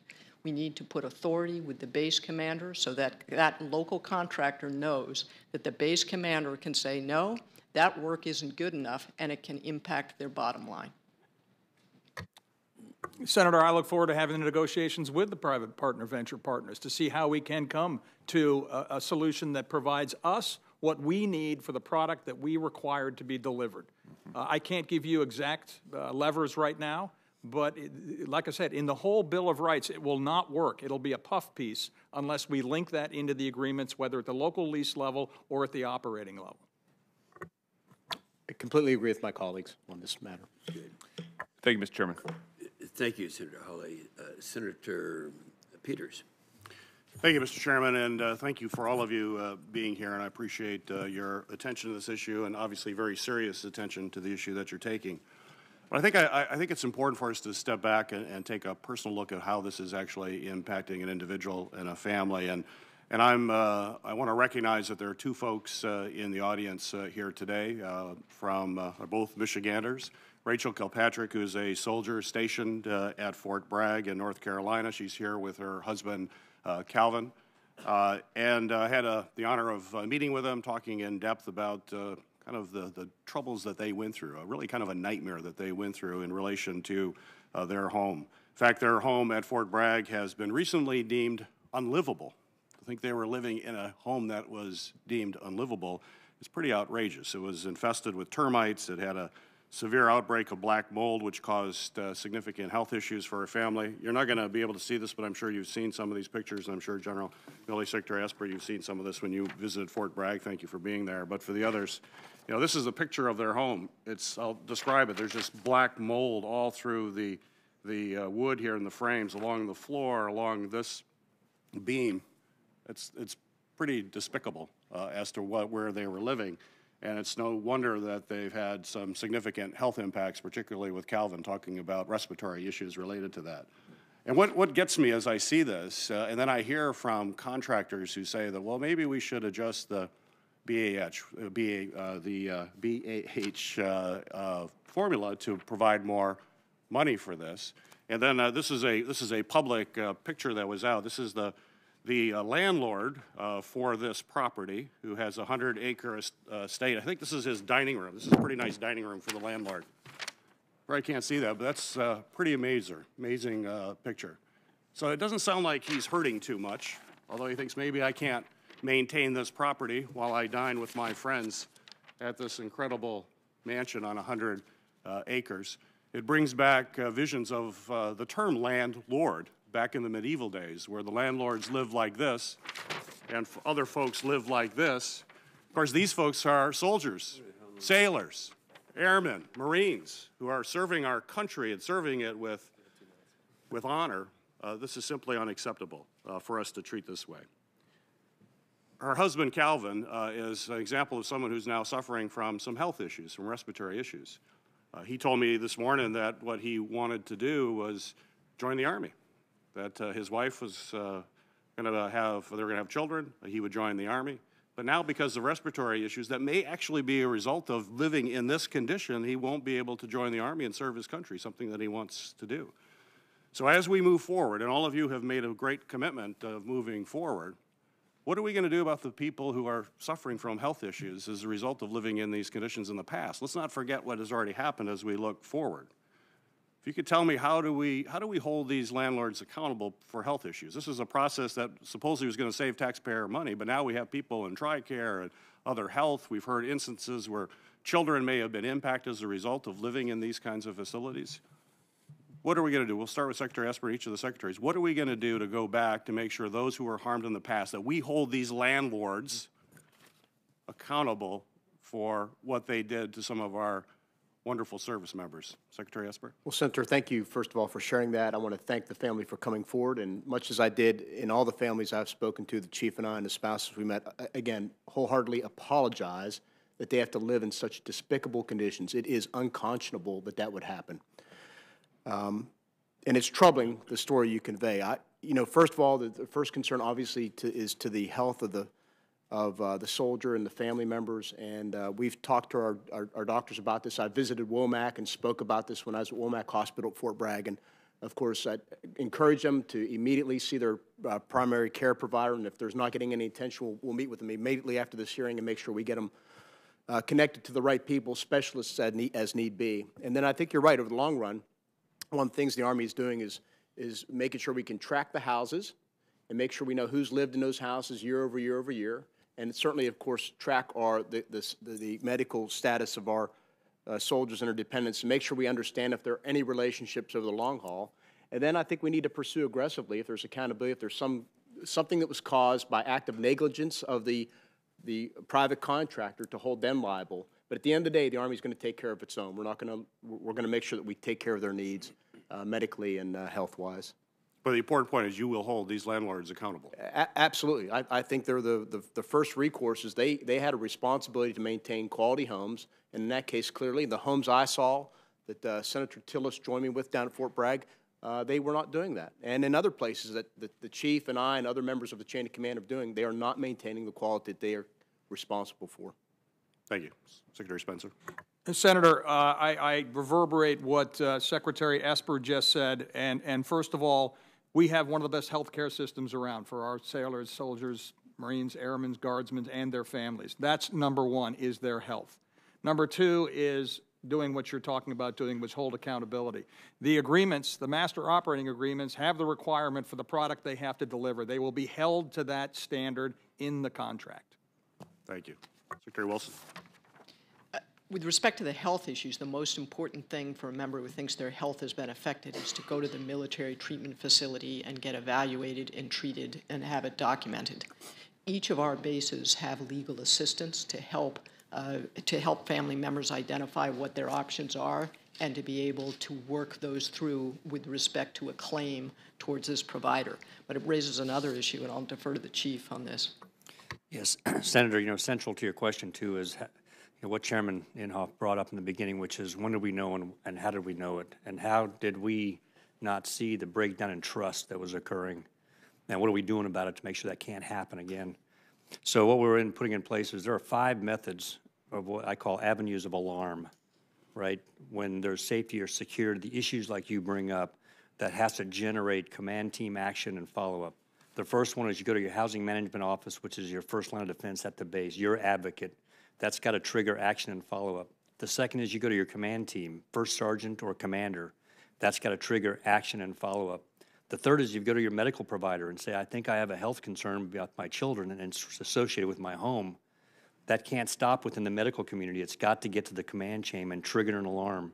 The fourth method is if I visited a Navy family who's living on an Air Force base, and I was concerned that they were told, well, you're Navy, so you have to go through Navy chain. Not on our bases. If they're on an Air Force base, they're ours. And we're going to take care of them within the Air Force chain, and I know my teammates feel the same way about airmen on their bases. And the final is a 24-hour hotline that they can call, and if none of those top 4 work, they call the hotline. This morning, unknown to anybody in my staff, I called it and checked in to make sure that it is up and operating and that the checklists are there. It's up and operating. We have some work to do on it. But those avenues of alarm have got to get to the command chain and leadership so we can follow up and take action. Thank you, Senator Peters. Senator Ernst. Thank you, Mr. Chair. And I want to thank everybody for coming forward today, and Secretary Spencer. I think you painted it quite appropriately that, you're glad to be here, but you wish you weren't here.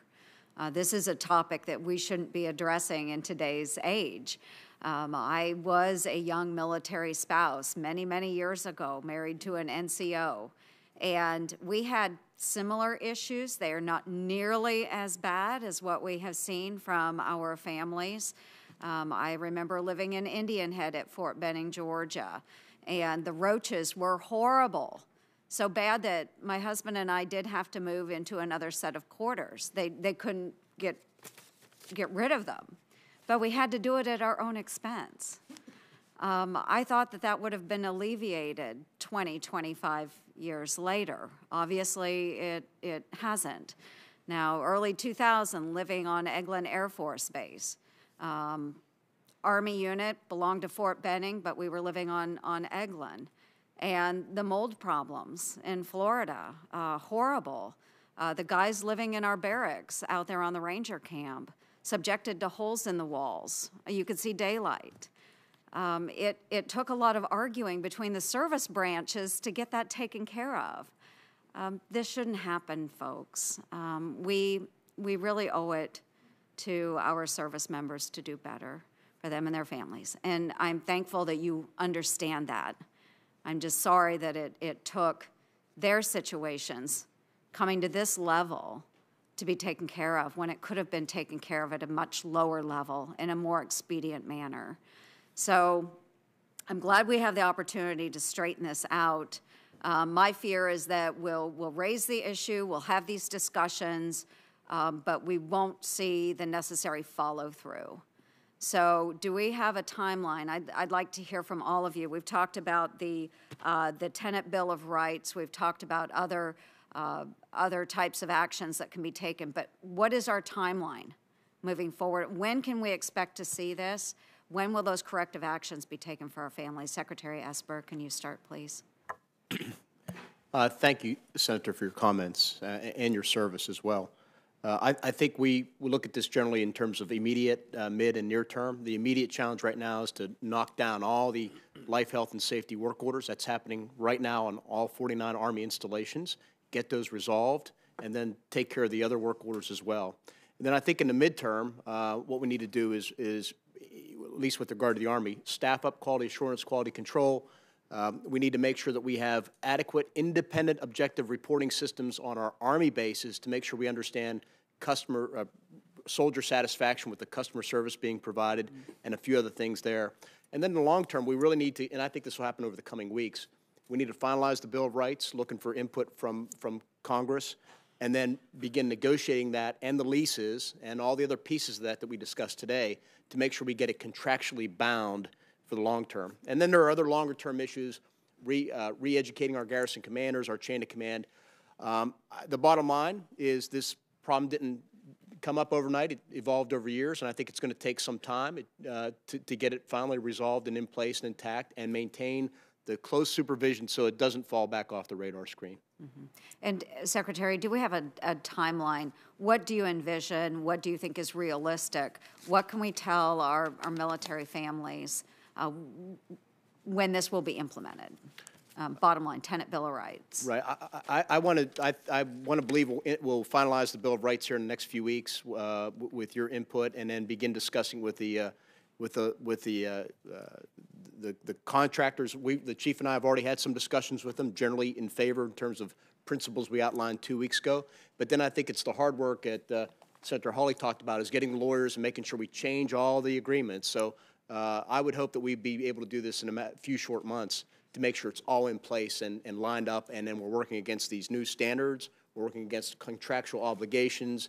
We have our chains of command in place with the right people at the garrisons to make sure that we do the new proper oversight. Secretary Spencer. Senator, if you just cruise the web and look for communities, whether states or right here in the District of Columbia, their Bill of Rights for tenants, almost every single case I looked at, each item in the Bill of Rights was backed with a code. That's what we have to do in that light, is to put the teeth in the agreement that references the terms that we're giving them. I agree with Secretary Esper. I want to make sure that we get this in its fundamental basis through your all's input, families' input, et cetera, and then sit down with the private partner ventures. I will tell you, just to manage expectations, some of the things we'll ask for will probably take bondholder concurrence. So there are parties that have to be addressed here. I would say 90 days is what I'd be looking at, just in my eyeball of it. Okay, thank you. Secretary Wilson. Senator, I completely concur with my colleagues on this. Okay, I appreciate that very much. Now, I thought it was really interesting, Senator Peters, bringing up the landlords. Truly different situation centuries ago, but it begs the question. We know that the garrison commander typically makes the determination each quarter on the percentage of the quarterly incentive or bonus payment that the private partner landlord receives. What is that average percentage that those landlords are receiving, that private partner? What do we know what that is, and can that be presented here today, Secretary Esper? Or? Oh, Secretary Wilson, did you? Senator, I was just going to say, we have 32 different agreements, so it's 32 different contractors. 2 of those 32 have no incentive fees. 13 of 32 don't have the garrison commander or the base commander evaluation. 17 of 32 do have a base commander evaluation component, and where we have it, it's generally between 5 and 10% of the total fee that's influenced by the base commander, and we don't think that's sufficient. Okay, thank you. I interpret the question differently, Senator, in that what are we actually paying in incentive fees? We do ours at the regional level, which is, here's an example of what we're rethinking, which is to deliver the ability to award the incentive at the base level. But in our levels, we're somewhere around 75 to 80% of incentives paid. And it should be noted that those incentives that aren't paid stay in the system and go into the sustainment fund, the reserve fund, just as a note. And then that, and my time has expired, I apologize. And then I'm assuming that reserve fund is held in trust, or is that used to? That is reserve. It is held in trust with an agreement on how it is used for capitalization. Okay, thank you. Thank you, Senator Ernst. Senator, I know we'll get you that information as well. Thank you, Secretary. Senator Warren. Thank you, Mr. Chairman.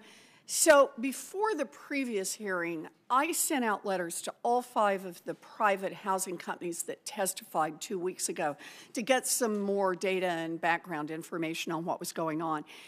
They have since provided my office with the requested documents that I'd asked for in this letter. And representatives from 3 of those companies have met with my staff to explain how their business model works.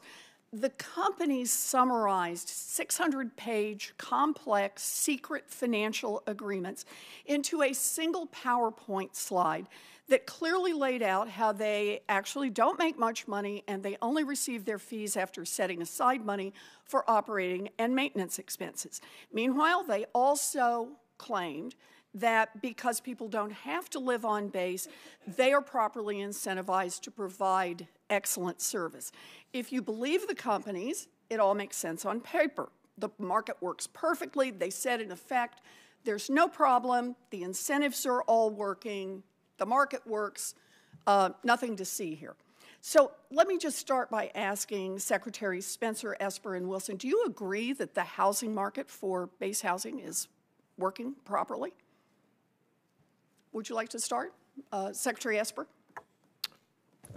Senator, clearly it's not working. It's clearly not working. I mean, right? we have too many problems. It's evidenced by what's coming out in our town halls and what this committee heard from the families sitting behind us. It's not working. So we don't have any doubt about that. Secretary Spencer, you agree? Totally agree. And Secretary Wilson? Agree. All right.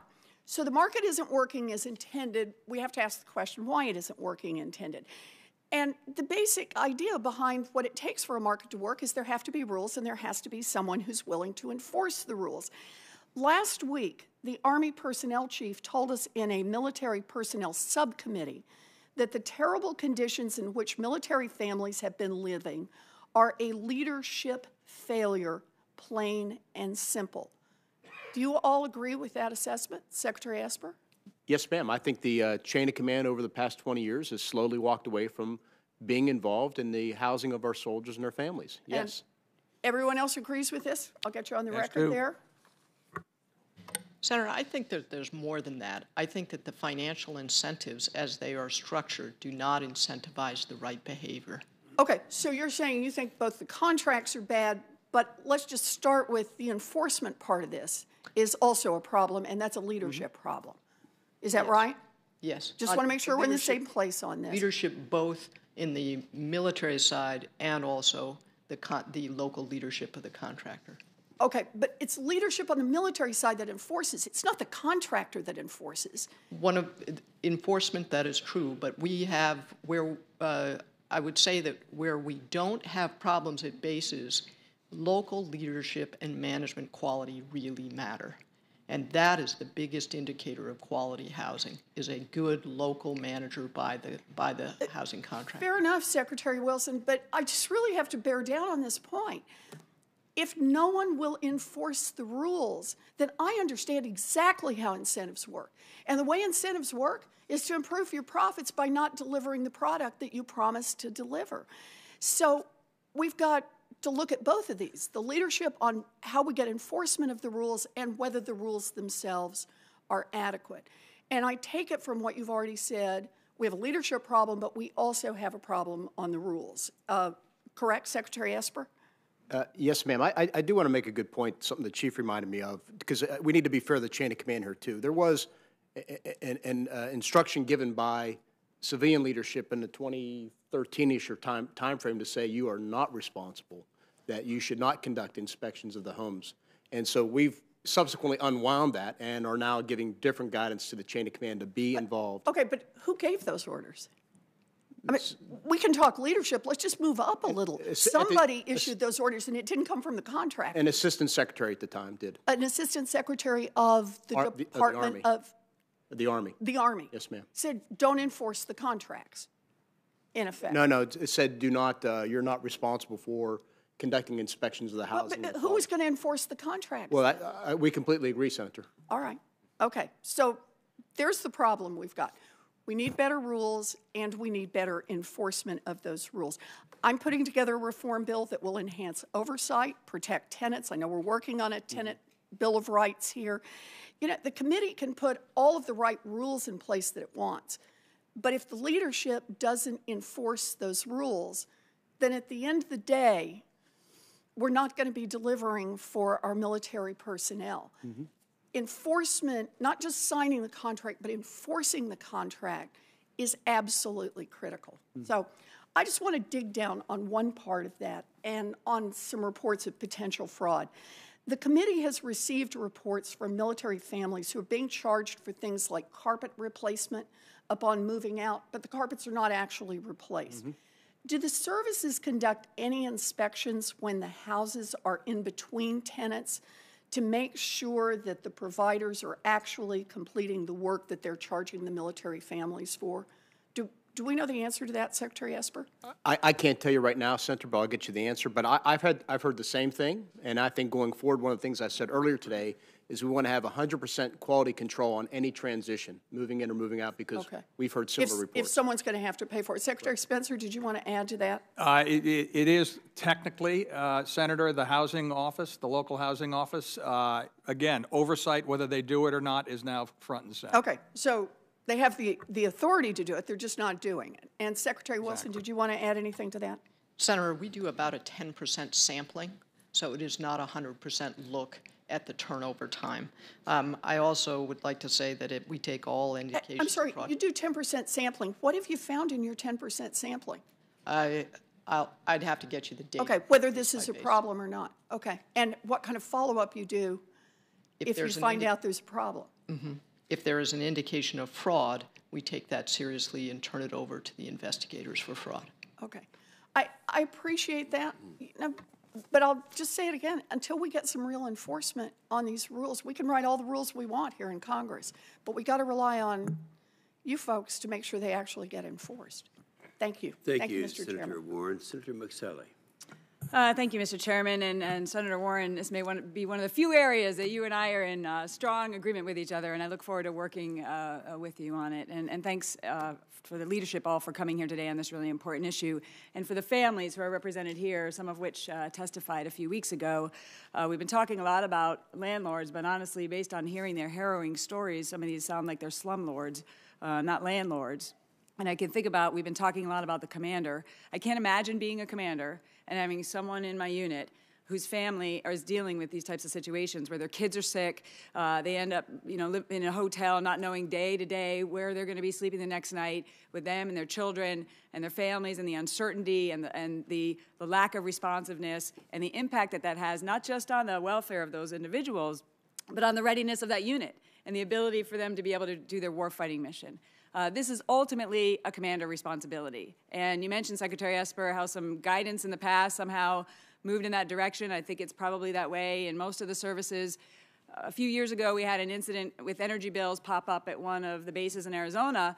And when I started looking into it, I talked to the local commander, and there was this feeling of like, that's between the tenants and the landlord, and that's a contract that they have. We got to get away from this. I think we all agree that we got to get away from this, and we've got to move back into the commanders having responsibility, having the ability to enforce, having the ability to withhold payments, and make sure that the health and the well-being of our members and their families are taken into account. It seems like right now the commanders, to a varying degree, are either totally out of the loop at some bases or somehow involved slightly at some bases. So it's very patchwork, it sounds like, from the testimony today. I also am concerned from some of the testimony from a few weeks ago that we're hearing even today the first line of advocacy is the housing office. In many cases, these families testified the housing office felt there was a feeling that they were kind of in cahoots with the contractors, and there was no real accountability or oversight. So since this has been raised, has there been any looking at what's going on in the housing offices and holding individuals accountable that maybe had these issues brought to their attention for some of these families, but they did nothing or they weren't responsive? Do you have any cases of that in all of the reviews that have gone on in the last few months? And has anybody been held accountable in these housing offices? Because they're not their advocates, according to the families. Can I get an amen? Amen. Yes, ma'am. what we did find in the housing offices was insufficient numbers of people and insufficient support, and likewise from the Civil Engineering Center, insufficient technical assistance from civil engineers when it's required. I think with respect to your point on commander responsibility, you are absolutely spot on. And it is, a commander needs to be able to assess. That means they have to have access, and some commanders were being told by contractors that they couldn't bring in their environmental health folks and take a look at a home. That's unacceptable. They need to be able to direct that a repair is not sufficient. They need the adequate support in their housing offices and civil engineering squadrons. They need to be able to withhold payment, and they need to be able to impact the fees that are paid. And if a commander has that kind of authority, I am pretty confident that they'll start to get responsiveness. And to follow up on that, Secretary Wilson, what do you need in order to allow them to have that authority? Does that take an act of Congress, or is that all happening at the service level? I don't think we need an act of Congress for that. I do think we are going to have to change some of the contracts, and we may need a bit of backstopping from the committee as we go through those negotiations. Okay. Secretary Spencer? I couldn't underscore that better. We need your backstop as we go into negotiations. With them knowing that you're behind us, I think we have a bully pulpit to start the negotiations with. Thank you. I agree as well, Senator. Great, thank you. The other issue that came up in the hearing was, and it's been mentioned a little bit today, is families having to have extraordinary out-of-pocket expenses, some related specifically to fixing their own problems that the private companies should have done, some related to medical bills. Are you also tracking, or is there a new mechanism for tracking out-of-pocket expenses of families, and what mechanisms they need for them to be reimbursed from the failures of this?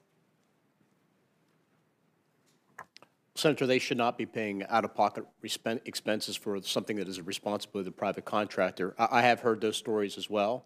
Again, it's reprehensible that that has happened. So that's why in the Bill of Rights we've changed some things. For example, no longer will we accept non-refundable pet fees, I think is one thing.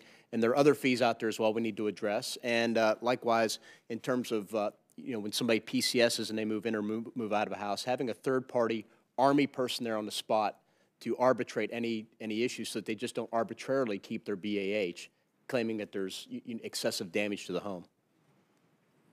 I wouldn't want to, Senator, hang all solutions on a new shiny object, but in the leg that I was talking about, communications, whether it be an app, whether it be whatever, having a record of communications is stage one. So one, we can track it, and two, advocates and or appropriate offices and people of responsibility are on record that this is an issue.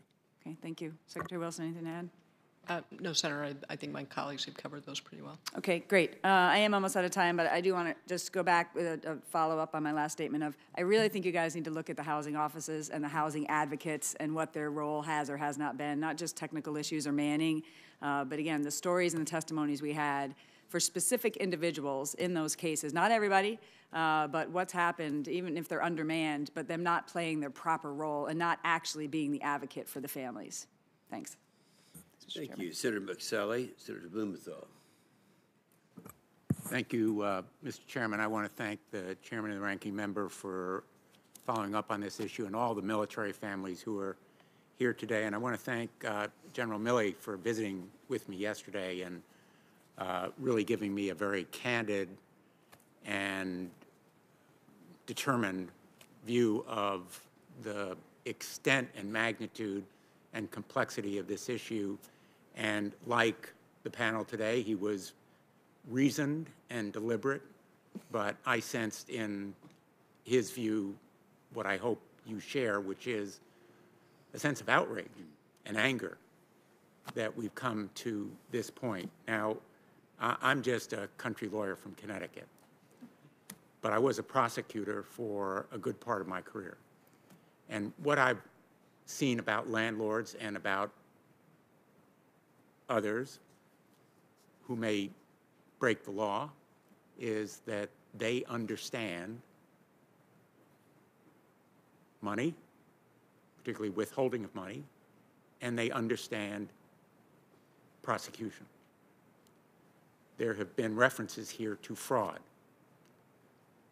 I think there are clear indications of fraud I would be even more emphatic given another setting.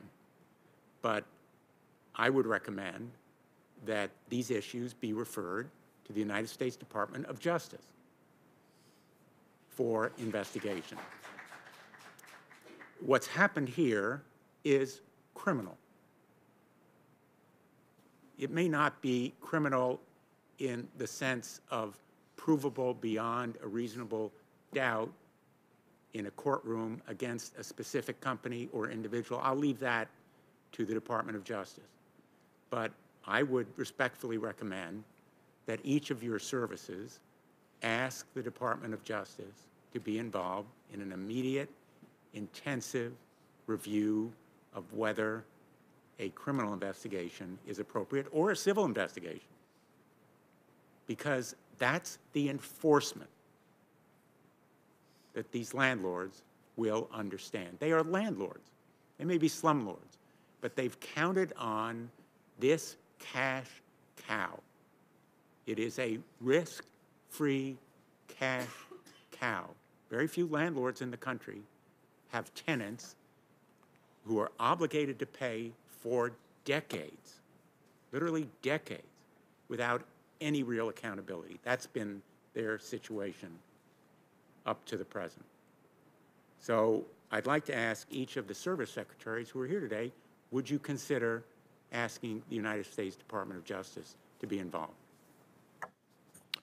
Senator, yes, sir. I think we should pursue any allegation of fraud and hold people accountable if that's the case. And we'll certainly take this back to our lawyers and make sure we approach it the right way and aggressively. Senator, we're already underway with naval audit. And as you know, the way the system works, once naval audit has the data, then DOJ would be involved. Senator, for the Air Force, it's the Office of Special Investigations that does the initial investigation and then refers matters to the U.S. Attorney in the district where it's involved. And we take allegations of fraud very seriously. And I'd be happy to talk to you about that more privately. I'd be happy to talk to each of you privately, but let me just point out that the procedures for audit and internal investigation, in fact, take a lot of time. And I would, again, very respectfully suggest that this procedure ought to be expedited. And as a former United States Attorney, I can tell you, I would respect your going directly to Main Justice with this issue, either the Civil Division or the Criminal Division. And if we really care about this issue, let's recognize it for what it is and provide you with that backstop. Because at the end of the day, what they will respect across the table from you, and it won't be you, it will be people down the chain of command talking for you and representing you, but what they will respect is the hammer of fair and effective law enforcement behind you.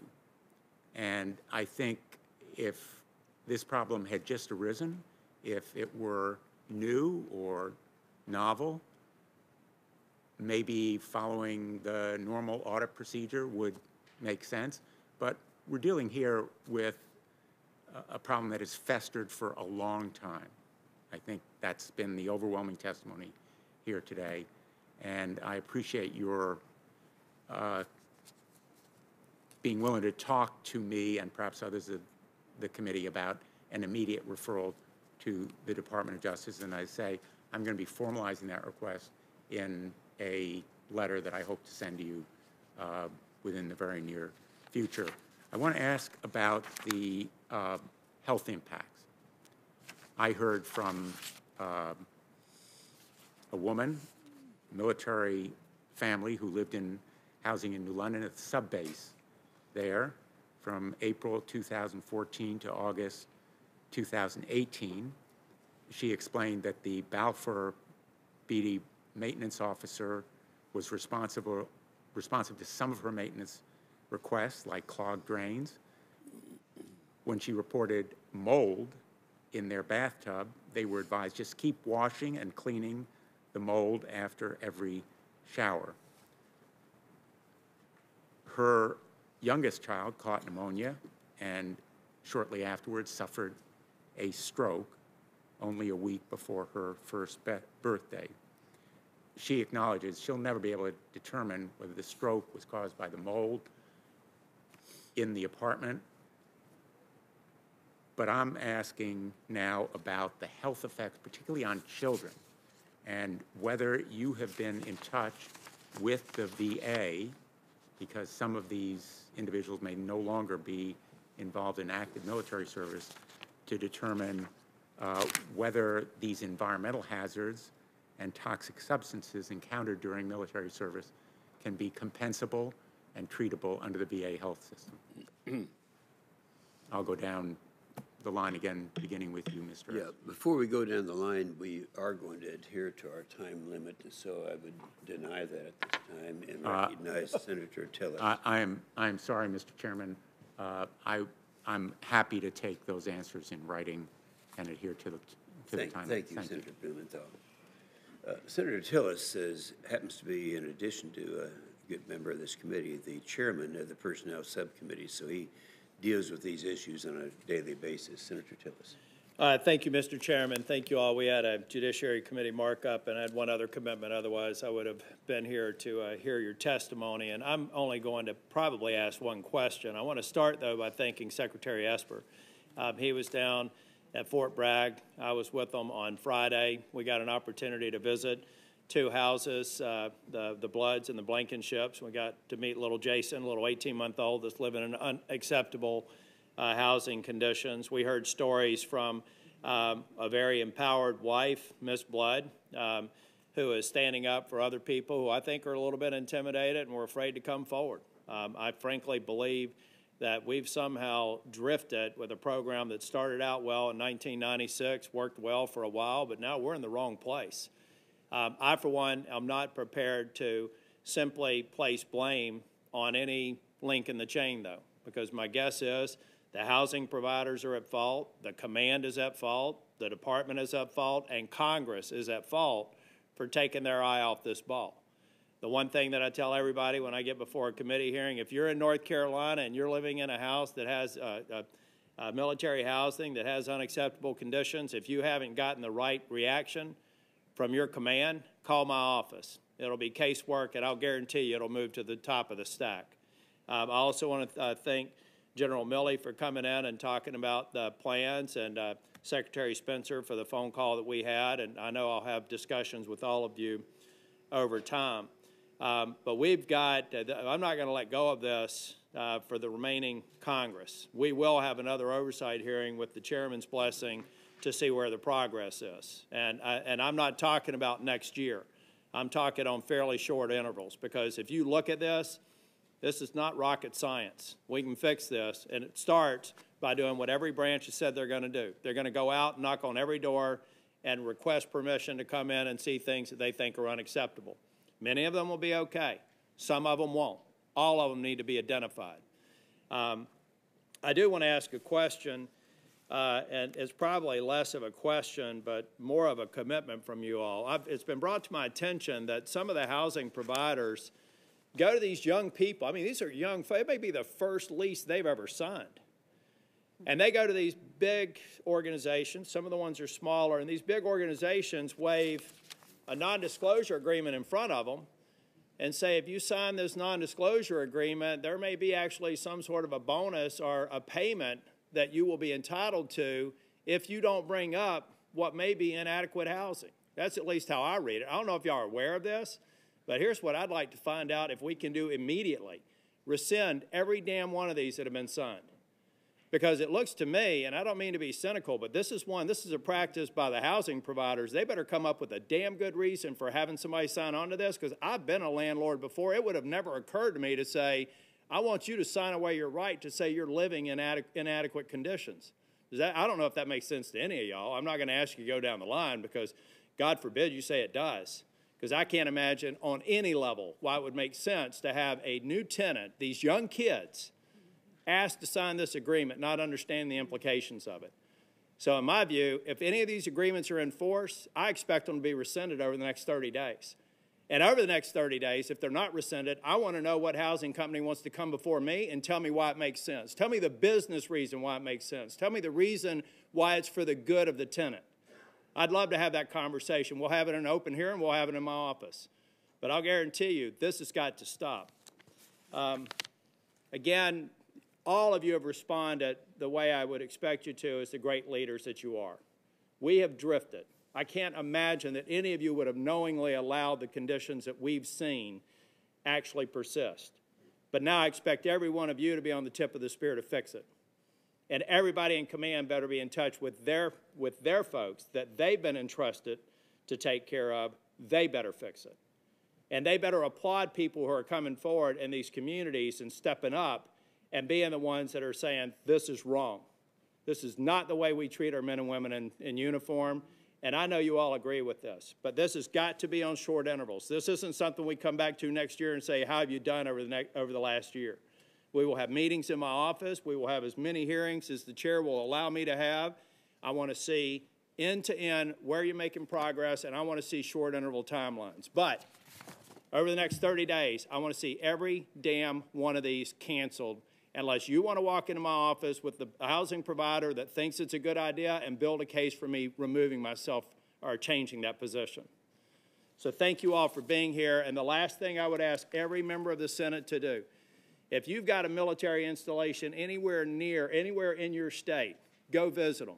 I'm going to go knock on a few doors down at Camp Lejeune and down at Fort Bragg. I'm not going to do it announced. I'm going to walk on a door, and I'm going to do exactly what you guys are doing. I'm going to knock on the door and say, can I come in and take a look around? And it better be trending in the right direction. Because you all know I've got a history of supporting you. I've got a lot of confidence in every one of you. I know you can fix this problem, but this has to be a top priority. And these folks better make sure, the housing providers better make sure that unacceptable business practices, I don't know how to do your jobs in terms of waging war, but I know how to run a business. This kind of business practice actually sets off a series of thoughts in my mind that make me wonder just how far these businesses have drifted. And we're going to find them. And the ones that haven't addressed this before I find them, there's going to be a consequence. Thank you all for being here, and thank you for your commitment to taking care of our men and women in uniform. Thank you, Senator Tillis. Senator Hirono. Thank you very much, Mr. Chairman. I want to thank all of you for being here because to have all of our services represented in this way emphasizes the importance of this issue and your commitment to resolving the problems. I do want to thank you, Secretary Esper, for coming to see me yesterday, and Secretary Spencer, I'll be discussing with you some matters later on today. Thank you for your responsiveness. Now, as I sat here listening to all of you and the questions, it is really astounding that some of the additional revelations. For example, I want to thank Senator Tillis for raising the issue of these non-disclosure contracts. Let's go down the line. Is this news to all of our secretaries, Secretary Esper? I think the first time I heard about it was in a meeting that Senator Tillis and I had with some spouses at Fort Bragg, and it just, I don't understand it. I've never heard of it before in my life. I've rented my share of apartments, so we definitely got to dig into this. There's no reason why people should be signing NDAs. Secretary Spencer. Exactly. News to you, Secretary Wilson. Senator, in my visits to bases, I did not come across anyone who told me about one of those, but we're going to go back and check.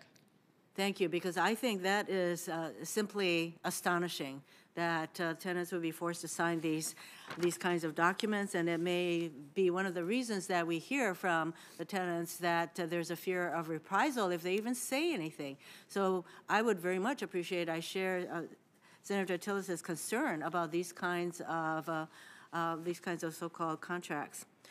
I do want to thank you, Secretary Wilson, for pointing out to us, and I was very taken with your acknowledgement of the loss of trust of the airmen and women that their housing concerns will be addressed and fixed. Is that a concern that is acknowledged by the other secretaries, the loss of trust of the service members? Yes, ma'am. Yes. So what would be, I'll start with you, Secretary Wilson, what would be the first thing that you would do that would directly go to your service member to tell them that you are going to listen to them and that you are going to fix their concerns relating to housing? Senator, one of the things that the Chief and I are going to be doing over the next week or possibly 2 weeks is to send out a clarifying guidance from us of what we expect from commanders and first shirts all the way up through the chain of command, what their responsibilities and obligations are. I think you rebuild trust by doing what you say you're going to do and being responsive and holding people accountable. And so I don't think it's something that can be done with one communication or one I realize action. that. This is why I asked, what is the first thing that you're going to communicate The first to your is- service? The first is communication directly to the chain of command on what we expect. And what the chain of command gets, is that going to get to your service members so that they know your chain of command is not going to have other expectations as to how they should behave? Yes, ma'am, we will be broadcasting that very widely. Secretary Spencer? Senator, right after the initial hearing, the CNO issued the NAV admin letter, which laid out exactly what we're doing going forward. The Commandant wrote the white letter. This is part of our knocking on every door for a visit to be completed by April 15th. And there's a second avenue to that, and this is also the trust that's been lost with the private partner venture provider. Now, the ball is in their court, but that is something that all us three service secretaries are coordinating through not only the Bill of Rights, but through communication and education. Secretary Esper. Senator, it's a combination of communications, and we issued an execution order, if you will, within days of visiting Fort Meade to talk about what our expectations are of the chain of command. We've sustained those communications. I think the visits by the leadership, both uniformed and civilian, are critical, but now we've got to do the hard work of renegotiating contracts, implementing this Bill of Rights, and then have that sustained attention to this issue. If I were a tenant, the first thing that might impact me as to the seriousness that you all take the issue of housing would be a piece of paper that has the Bill of Rights as a tenant. So I want to ask you, when is the timing for the Bill of Rights, which will be across all service? The three of us took a first cut at the draft. You all are reviewing it now. We addressed it a little earlier in that I would say to manage expectation, probably 90 days. And you might ask, why so long? We're going to sit down with the private public venture partners to make sure we can put the teeth, to ensure we put the teeth in the agreement. And in some cases, this might actually get bondholders involved and third parties involved. So I just want to manage expectations that it might take 90 days up to. Sure, because we'd like to get it right. As you're formulating the Bill of Rights, though, are you contacting, or are you, is a group like the Family Military Association Network, for example, are they being engaged in helping to formulate the Bill of Rights? I don't know exactly of that organization. I know my office was reaching out to similar representatives of the military families living in houses. I think it would be very important to have the military families' voices be heard as you develop the Tenants' Bill of Rights. And then there's been a lot of focus on the enforcement aspect of it, and I just want to reiterate how important that element is. And so I hope that you're going to put in place some very specific ways that enforcement will occur and that your tenants will know what they need to do to kick off the kind of enforcement that we would expect from each of you. Secretary Esper, you noted, and I want to thank you, that you visited Schofield Barracks. When was that?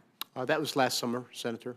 So you talked specifically with them about their housing issues? I can't recall at the time whether we did. I think what you may be referencing is earlier this last year in October, we were at a family conference, the Chief of Staff and the Sergeant Major and I, and an issue came up about Schofield Barracks with regard to a particular home at which we immediately dispatched a team to go look into the problem and remediate it. So, Secretary Wilson, thank you. I think that with all of this, the communications that will occur about housing, you're going to hear more about these issues as you visit the bases, and I think it's really important for all the secretaries, in particular, to see firsthand. Secretary Wilson, you mentioned that as you're developing a way for people to withhold their rents, but if the rents go directly to the housing agencies or entities, how are you going to fix that with regard to withholding of rent? Senator, there's a couple of different ways that we're looking at, and this is one of the things that gets into the implementation of the Bill of Rights. But one of the ideas is an escrow account that's decided at the local level, so that it's not a big administrative hassle to be able to get your rent back if you have reported a problem and it hasn't been taken care of. Okay. Thank you.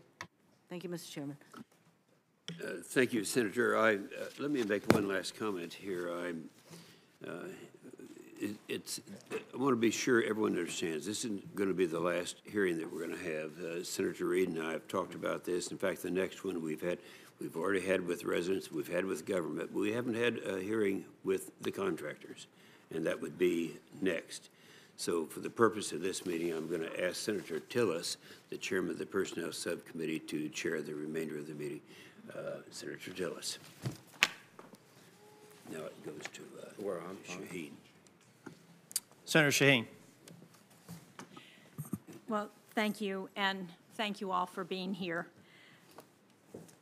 I want to begin first to make sure I understood, because I came in the middle of Senator Tillis's questioning, but he was suggesting that everybody go out and personally visit some of the housing on bases that are under your control. Is that an intent of everyone here to do that?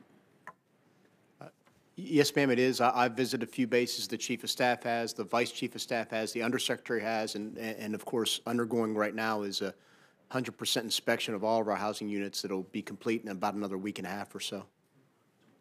Same with Navy, Senator. Been out to 3 of the Hampton Roads communities, Lejeune, Cherry Point. The rest of the office is also on the West Coast, down in the Gulf. We are out there visiting. I know the Commandant and the CNO are also underway. And you're doing the 100% of all of the housing? By April 15th, yes, ma'am. Senator, in my case, I personally went to Tinker, McDill, and Shaw. The chief went to Maxwell and Keesler. We also did a directed review of all military family housing that was finished by the 1st of March, and that the results of that, the initial results of that review are in the record. Senator, if I could just clarify for the Marine Corps. Please. I mean, these people, we can't invade the privacy of their property without their permission. So what our commanders have been directed to do is to ask the member, both on and off base, if they lease their property, not a homeowner, if we can visit them. If they refuse, which is their prerogative, we would ask if we could interview them over the phone about the condition of their property. If they refuse that, then we'll try to provide information like, do you have these phone numbers? Here's the process. If you have an issue, or if you've got a problem with your landlord, tell me what the problem is. We'll engage with the landlord. So that's kind of where we are. So it's going to take some time. And we've got, just like everyone at the table, we've got members that live on other services bases, because we do schools together, and we have education together, and we have joint bases together. So it's going to take some time to scope this out, although I believe we all recognize, based on today in the hearing, that we've known there were problems. This is not, but we thought it was more isolated. I don't think we had an idea of the magnitude, so we'll have to scope and scale that to get back to you in the next hearing. Senator, just to give you a sense of that, we have a very similar program to the Marine Corps as you would expect. To date, we've done, on our way to 100% contact, we have 62,000 people contacted. Of those 62,000, about 900 have agreed to have visits done to their homes, and those visits are in progress. So it gives you a sense of the scale involved. Thank you. I want to go back to a report that came out before many of you were in your positions, but in 2015, the Pentagon's Inspector General conducted a series of military housing inspections to determine if facilities were in compliance with DOD. And what that report found was that there were significant deficiencies in homes at 5 different bases, including dwellings that were built or renovated under the MHPI program. Have any of you seen that Inspector General's report, or are you aware of it? Is there anybody on the panel who has seen it and is aware of it? I'm not aware of it, Senator. I've gone back and looked at a few reports. I don't know if I've seen that exact one, but there was a DOD one. I think there was a GAO one. I've looked through 3 or 4 reports, Senator. General Milley? I'm aware of it. It came out in the summer of 2015. I became the chief in August. A couple months afterwards, I've looked through it, and appropriate agencies within the Army have been working on it. We give you full status on it. Our Army IG tracked all of the actions and all the deficiencies, and they've been working on it for a while. So it's clear it was not a good report. It was in the negative, and there's a lot of work yet to be done. I think Secretary Esper, Secretary Spencer, one of them said, This entire issue is the cumulative effect of a decade or almost 20 years of multiple problems. This is not going to be solved in 60 days, 90 days, a single Bill of Rights. This is going to be a concerted effort, multiple hearings, over time. This is going to take a considerable level of effort by all of us at this table, the Congress, and all the chains of command and the contractors to get after this thing. It's going to take a sustained level of effort. I certainly appreciate that. I think everybody who's hearing about this issue understands that it's taken us a long time to get here, so it's going to take us a while to get out. I guess the question that I've got is, when we've got an IG report like that raises the issue, it's then surprising to me to hear so many people who appear to be unaware of the extent of the problem. And so I'm just trying to figure out how we make sure that information from an IG report like this gets carried over from one generation of leaders to the next so that it continues to be addressed.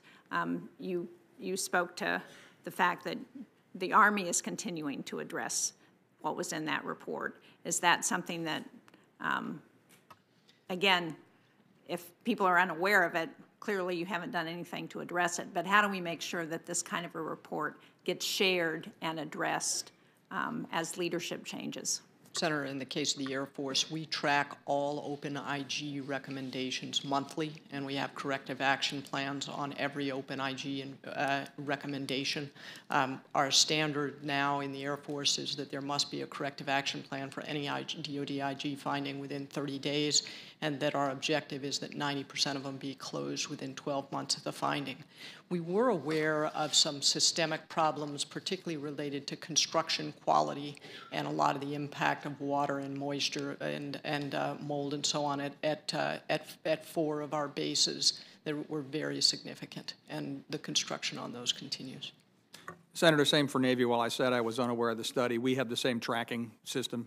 And if, in fact, they had not been remediated, they would have been flagged. That's why I said I wasn't aware of it, but we didn't have any open issues in the system.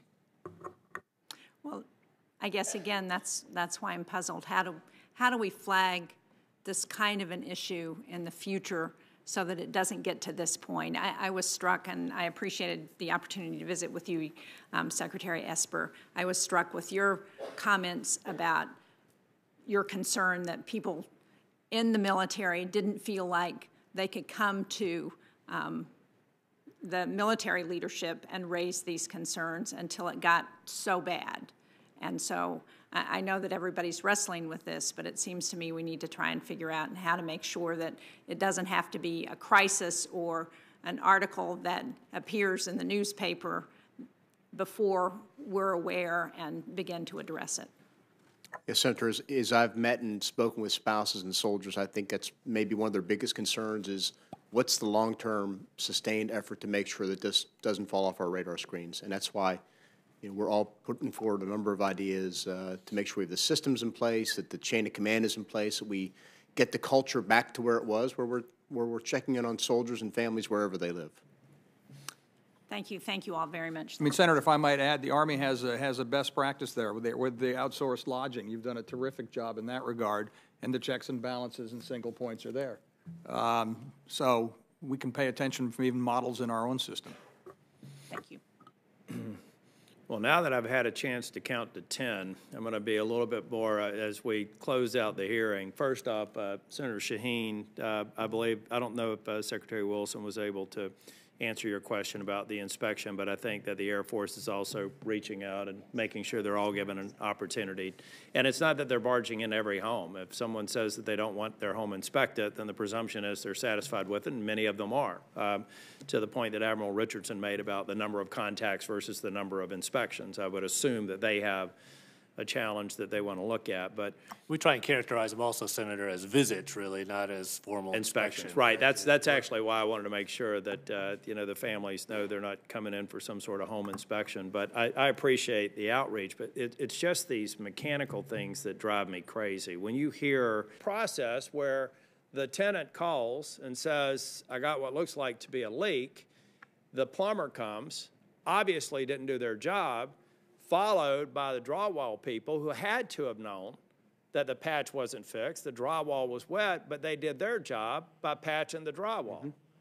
And I'm sure that drywall repairman reported, pay me because I did my job, but that person should have had the authority to say, it's not right for me to do my job now because the precursor to this work hasn't been solved.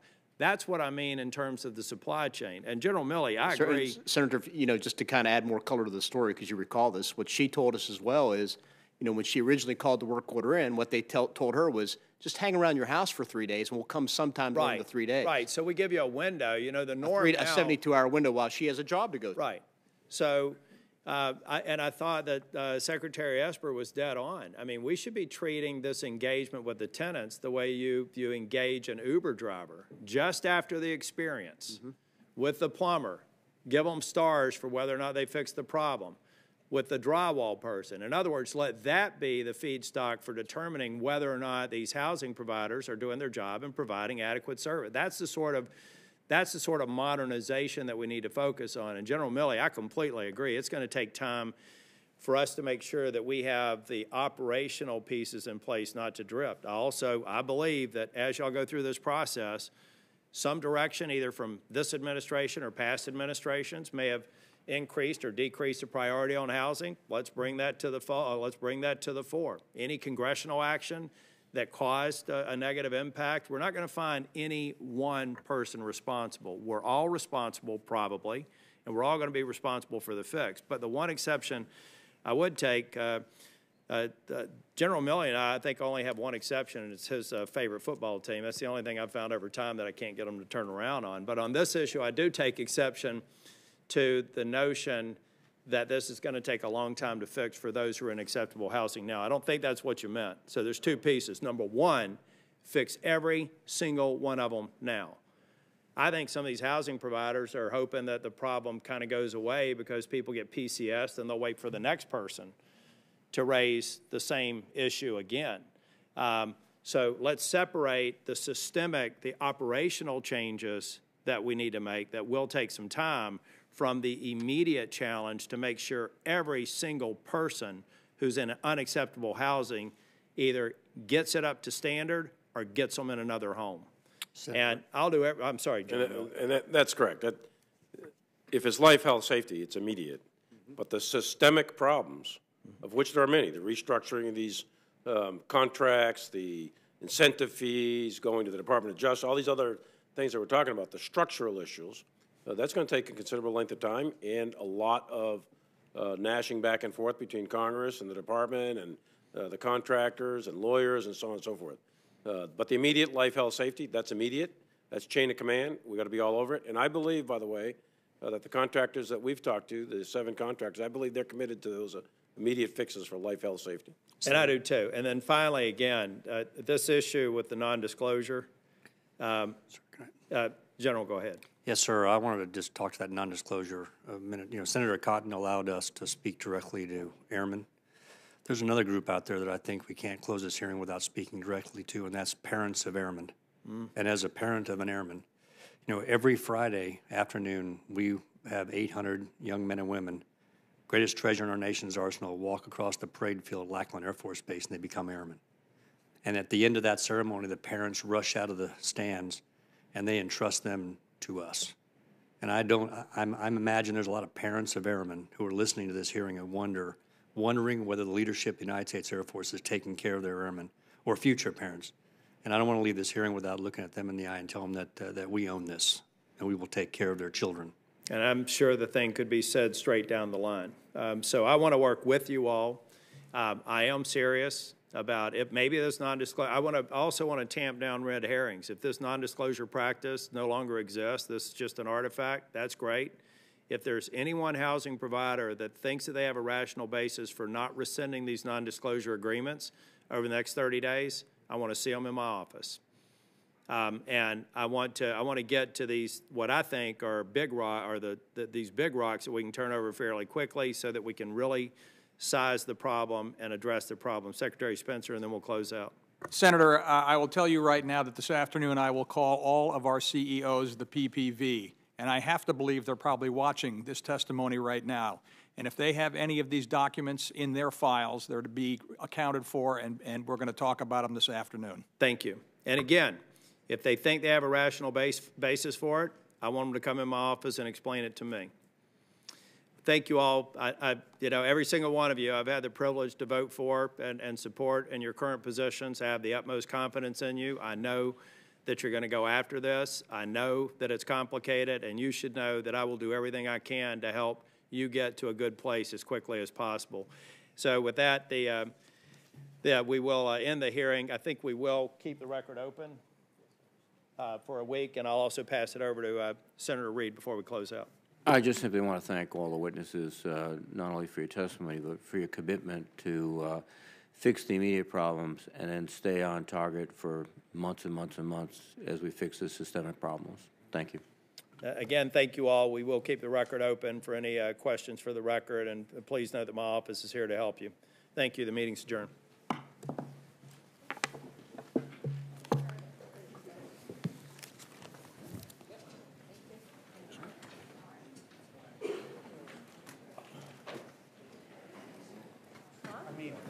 List of the nominees who were approved.